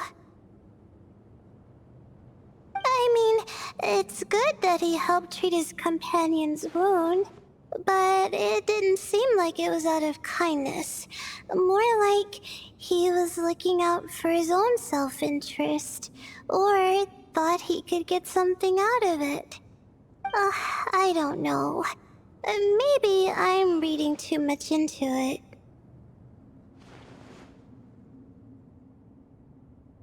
Yeah. If you're both in this dangerous situation together, wouldn't you mention them at least once? If it were Paimon, she would write down the name of every single person she was with. No one would be able to get away.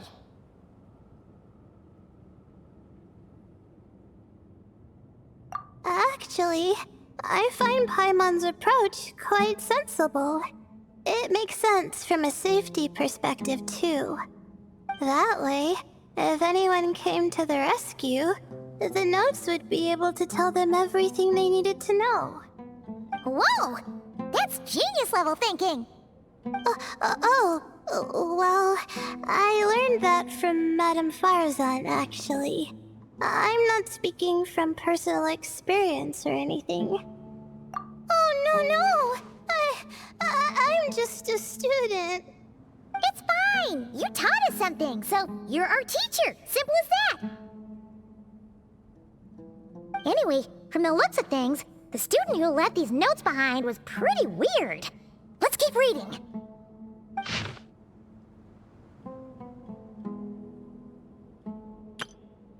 Whoa! Hang on! That's a lot of information. Paimon needs a moment to take this in. The Ibis King. So...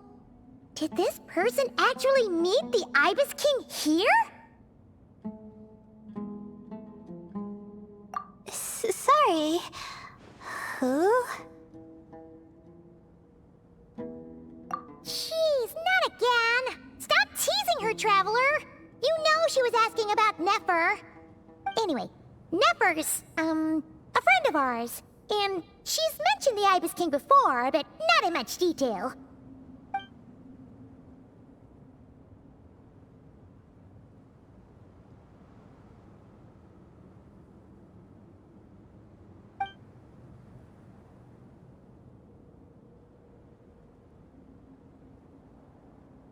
Oh, I see. Well, that's not too surprising. Most people in Sumeru know about King Deshret, and most in the academia have at least some knowledge on the Seven Pillars. Legend has it, King Deshret ruled the desert at the head of several wise retainers, guiding their people to pursue the limits of wisdom. He also left behind treasures for future generations, which continue to be relevant in nearly every research discipline. Now, this message indicates this student and his senior were rescued by the Ibis King. But to think it's possible to meet him in a place like this... We don't know when these notes were written, but didn't the Seven Pillars disappear a long time ago? Yeah, the notes made it sound like his powers were restricted. Also, the mention of this form? What is that supposed to mean? I'm not sure. Let's keep reading.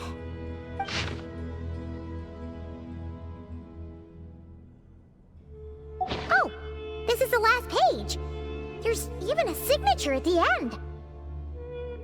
Well, sounds like they made it out. Guess it was a happy ending after all.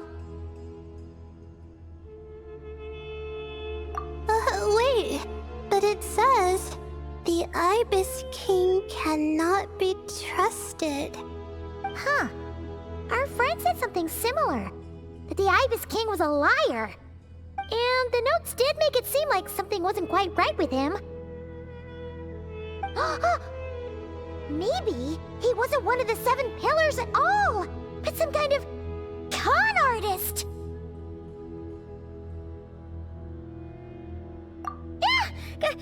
Great, Ibis King! If you heard that, Paimon didn't mean it! Please forgive her! Don't trap us here! I think Paimon raises a good point. Let's keep our guard up just in case. Alright, I think that's all the clues around here. How about we... Oh! It's Marak! That means Kaveh and the others should be around here, right? Hello? Anyone up there? Can you hear us? Yeah, we can! You know, sound travels just fine in an empty chamber like this. You don't have to shout. Of course, if you're shouting to express your excitement at being reunited, by all means, pretend I never said anything. Yelling like this is kinda exhausting. Come on, let's head back down.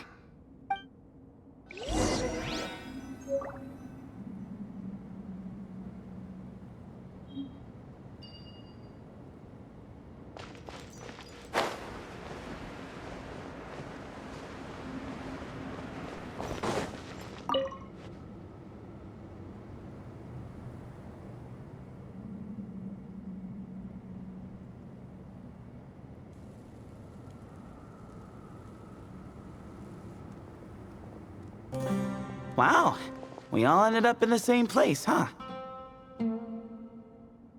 Yeah, what a coincidence. Indeed. Or as I like to call it, the chai factor.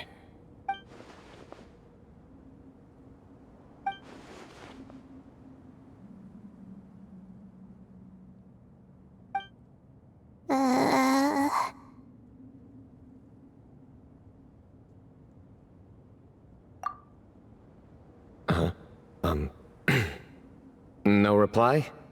Just say it. All right. Because it's spice to sweet brew again. Oh, hey, that's a new version. Oh, wait, what? You've never heard that one?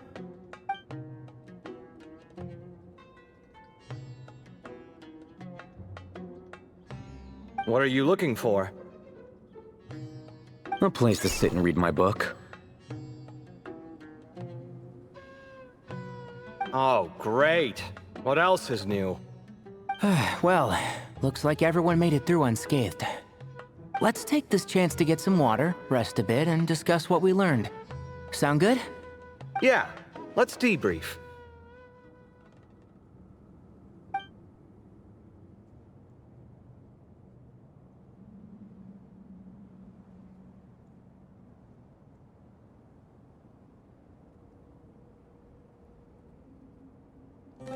Okay, so we all learned a lot, but it feels like we ended up with even more questions.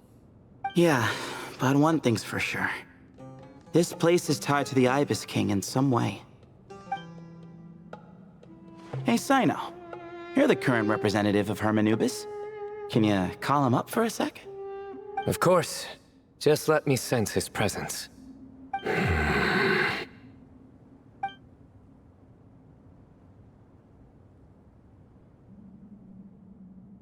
Just kidding.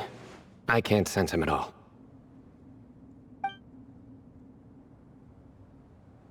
Jeez, Sethos. Did you set him up for that one? What are you, a two-man act?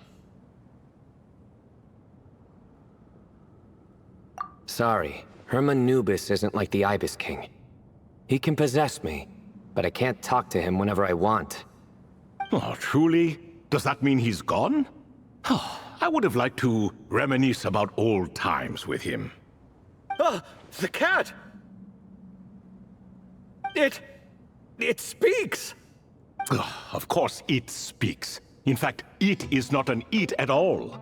You do me a great offense. My apologies. Esteemed cats, sir?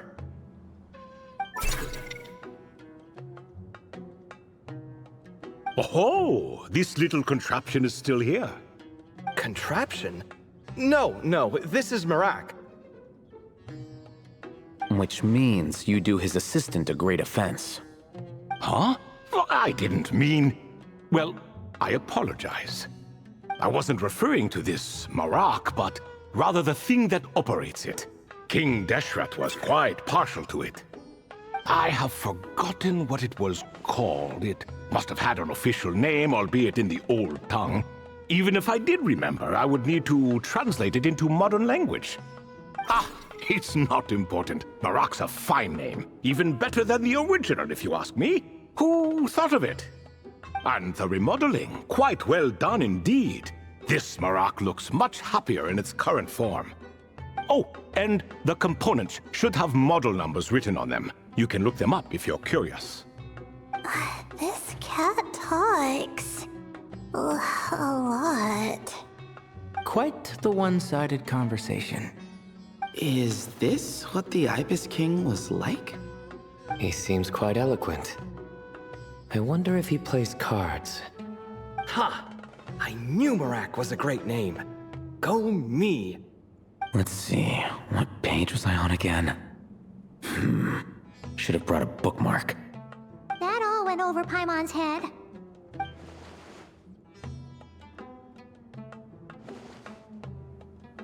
Hello indeed. For you to know my name. Yes, I was not mistaken. You are special among your companions. But you are all guests. It is only proper to invite you in. Come then, this way.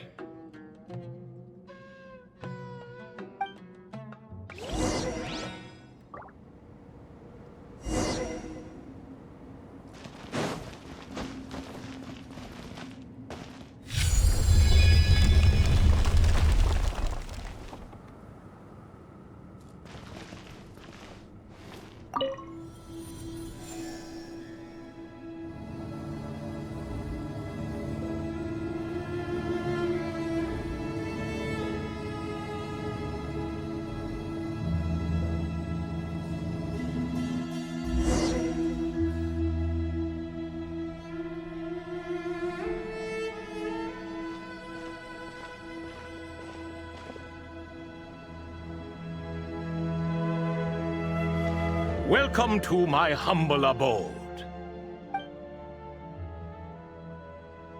Oh, your house sure is spacious, Lord Ibis King.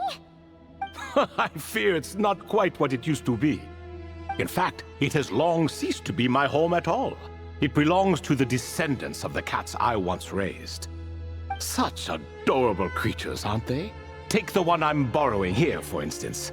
A chubby fellow with such lovely fur. Anyway, tradition dictates that a special guest such as yourself be presented with a gift. Alas, it's a first-come, first-served basis, you see. I fear with the passage of time, none are left. What? So the treasure's gone already? Treasure, you say? Not an inaccurate description. Yes, and no. I have the power to grant gifts inaccessible to the masses. The only requirement is answering a question. Not a bad deal, yes? Of course, my questions were given unto me by King Deshret, who in turn received them from the Mistress of Flowers. There are 3, and no more. What causes our rise and fall? What obliterates love and hate? What determines truth and falsehood? The more he talks, the less Paimon understands. I see. That must mean Gudars and Makaira managed to answer 2 of the 3. Another who understands. Oh, so that's the event those 2 slabs are depicting. Ah, priests and their records. A singular obsession, and quite boring too. After being imprisoned within Aru, I could, on occasion, take the form of a cat to converse with those around me. But I despised speaking to them. No conversational skills whatsoever. Now, humans like you who stumble in here from time to time, you are much more interesting. Hold on! We're getting off topic again. The 3 questions you just mentioned? What are they for, exactly? Ah, that is a story that begins with King Deshret. And we're in for another long one. Nostalgia for the past is common to us all, is it not? And our king, he was such a proud, solemn man in those days. He watched us speak of the present and the future, of the wisdom we possessed or were about to obtain. We were his proud retainers, confident in our belief that, so long as each one of us used our abilities to the fullest, progress was inevitable. Yet, King Deshret's ambition was not destined to be allowed in a closed-off world such as this. So nothing went as planned. In fact, from the beginning, there were signs an outcome of this nature was inevitable. Because although there were 7 pillars, one was forever absent. Al-Ahmar would insist the Dendro Dragon Sovereign was one of us, but the dragon herself rejected that idea. Huh. Like a card you can never seem to draw from your deck. More like a card that was never in the deck to begin with. Alas, that's just who Al-Ahmar was. There was nothing we could do about that. And I always preferred chess to cards. In the end, life grew unbearable for our king. But, of course, those who remain must continue to live on. But subjects like us were less fortunate. After all, the fate of a retainer is decided by the king, including the chance to walk away. So it was then that King Deshret had Kroko, Goti, and I locked up within Aru, where we remain to this day. Kroko. Goti? Ah, of course. You're more familiar with their full names. Sobek, the Crocodile King, and Hereshef, the Goat King. And let me tell you, when it comes to chess, Hereshef was a habitual backseat strategist, always spewing nonsense from the sidelines. Well, Sobek was all too quick to take his terrible advice, to the point where I was the one who got accused of cheating. Chess is an exercise in patience, and that man couldn't sit still to save his life. He could never excel at that game. In fact, Neither of them were good at chess. Even so, we played together often. And since I was always the winner, we got along quite well. What are you laughing at? Were we not good friends? No one's laughing. Paimon would never. No, not you. It's Goti. He's laughing for no reason again. Can you not hear him? Ah, right. Of course you can't. The two of them are inside Aru, as am I, so only I can hear them. What is even going on here? Has he, like, started to lose it after being trapped for so long? That does happen to prisoners serving life sentences. Speaking of which, how's Azar doing these days? I doubt he's doing much of anything. Just what I wanted to hear. What is the meaning of this? You doubt my words? I have half a mind to not talk at all. Oh, no. They're not questioning you, Lord Ibis King, just discussing other things. Please, continue. In that case, where were we? Getting to the part about the 3 questions. Hopefully. Ah yes, we're almost there.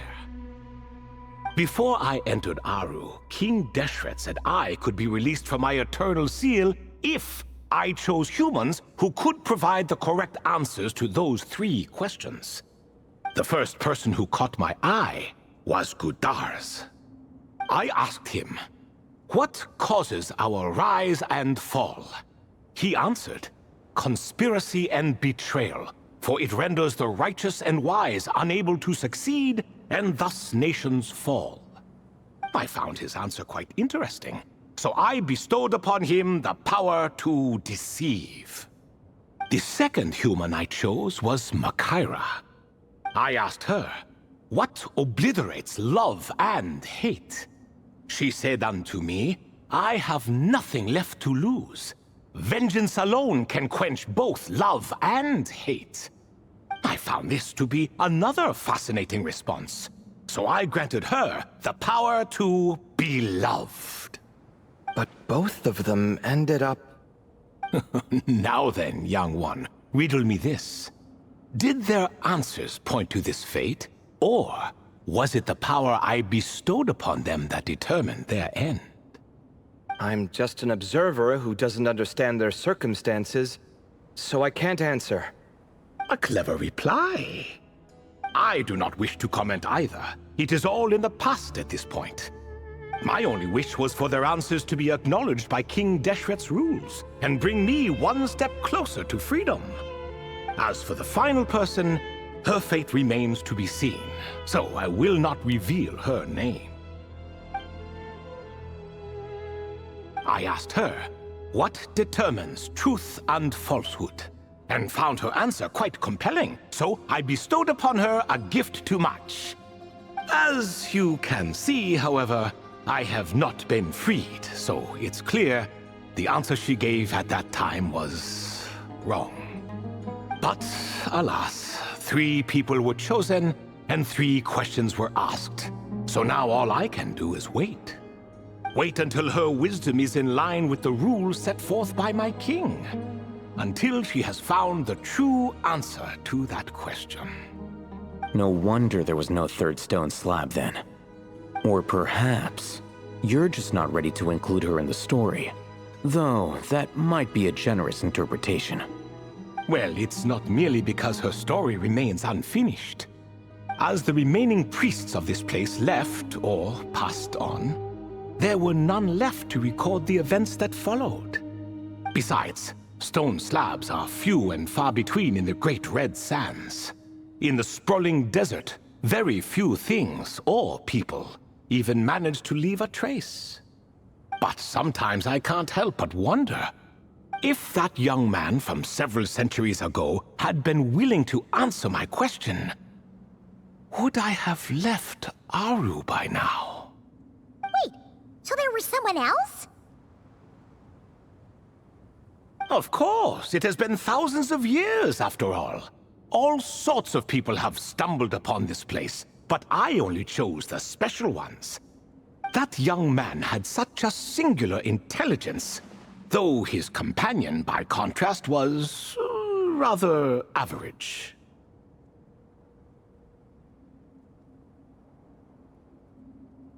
The author of those notes we found? The student named Zandik? Ah, yes, I think that was his name. In truth, I was unsure whether I should grant him my third remaining gift. He was, of course, exceedingly clever, but he was also mistrustful and narcissistic in equal measure, and there did not seem to be a line he was unwilling to cross. Too much power could be dangerous in the hands of someone like him, so I found myself rather relieved when he declined my gift. Oh, he turned you down? Did he give a reason? Yes. He said he didn't need it. I still remember the look in his eyes. Nothing stood out per se, and still I could sense contempt and disdain radiating from his gaze. I could not give an exact reason, but on instinct I just knew it would not end well to get close to a man like that. So, I tricked him. Stick close to your companion, I said. Only the descendants of Tuletula can come and go as they please. Leave him behind, and there is no escape for you. So, does that mean his companion wasn't a descendant of Tuletula? Oh no, that part was true. The lie was in the other half. Anyone can enter or exit this place. There are no restrictions. I saw that his companion was exhausted and was concerned Zandik might leave him behind, or worse, that some other accident might befall him. So I made up an excuse to prevent Zandik from going a step too far. Oh, and speaking of, Sandik's companion had the same blue hair and pointed ears as you. Wait, does that mean Layla's also a descendant of Tuletula? Indeed. When Hermanubis founded that city, he took in many who had nowhere else to go. Today their progeny are scattered to the four winds, and indeed are far more numerous than I could have imagined. So the person you protected could have been my ancestor. Yes, yes. You're very welcome for that. Could I ask another question, Lord Ibis King? Of course. I have nothing but time, I'm afraid. Did you also save me and a man named Jur? I did. You two were quite unlucky bumping into a device King Deshret once used to measure human brain power. That contact caused more knowledge than you could handle to flood into your minds. So I replaced that knowledge with simpler, repetitive information. Of course, the side effect being the same thought repeating over and over again in your mind, but that should resolve itself in time. How many moons are there in the sky? Yes, that was the phrase I used in your head. I forgot the other one, though. I believe it had something to do with food. Both were spur-of-the-moment decisions, so no need to dwell on the meaning too much. Oh, I see. Thank you, Lord Ibis King. As I said, young one, you are most welcome. If you're inclined to return the favor, perhaps you could turn off that device so no one else can trigger it? There's only so much a cat's paw can do, so I'm afraid this is something I must leave to you. Or Marak, I suppose. Oh, splendid! Another one bites the dust. Such is the fate of things here. Day by day, little by little, the remnants of ages past fade into obscurity. For that reason, the gifts of bygone eras, be they tied to your blood or technological in nature, are not to be revered. They are tools, nothing more. Disrespectful? I simply make the most of what I have. Besides, our king has been gone all these years. What good does it do to revere him now? Oh, are you talking to the Goat King again? No, Croco this time. He's pestering me for another game of chess. Says he wants to even the score. Wishful thinking, if you ask me. If we counted one push-up for every loss, he'd owe me 300,000 by now. Of course, that's just a rough estimate. I've never kept count. It appears that's something you like. Being someone unable to be defeated. I suppose so. All right then. Time for me to extend my winning streak, and for you all to head home. In truth, deep down, I know even the answers to those 3 questions will not change my fate. But that is for me to reckon with. Go on now.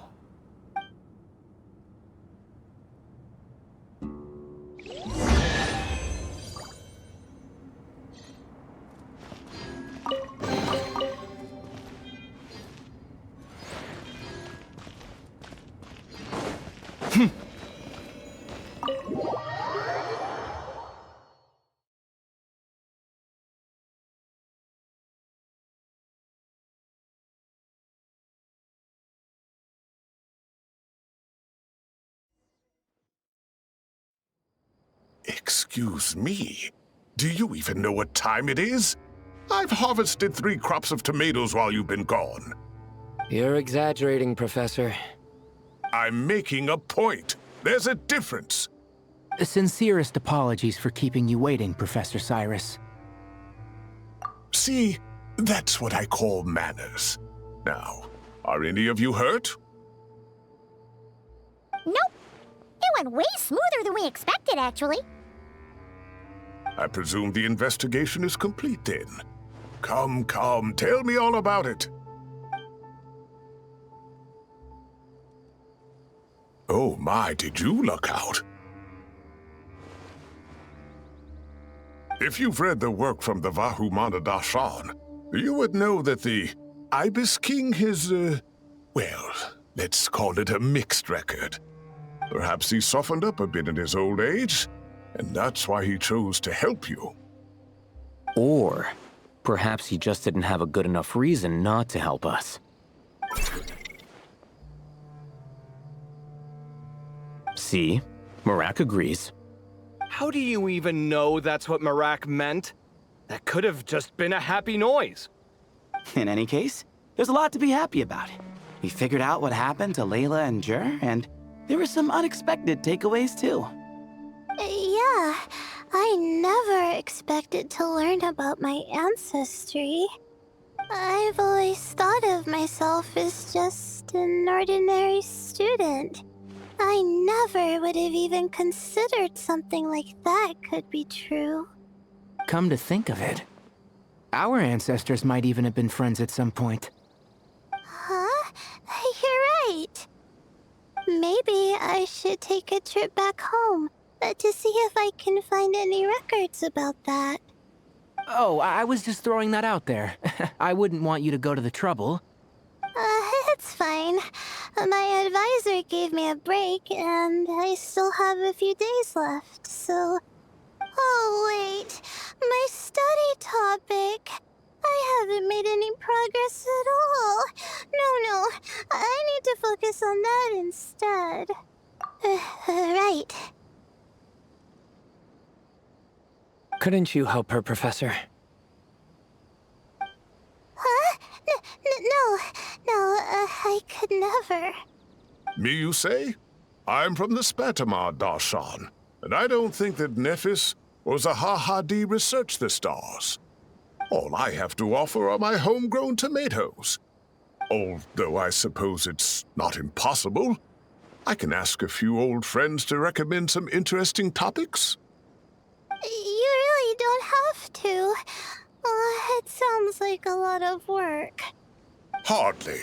A few passing questions while we water the plants? It's no trouble at all. Thank you so much. Of course. Now it's getting late, and you all must be tired. Let's wrap things up here. Some say desert nights are the sun taking mercy on us after the heat of the day. So, let's leave while she still feels merciful.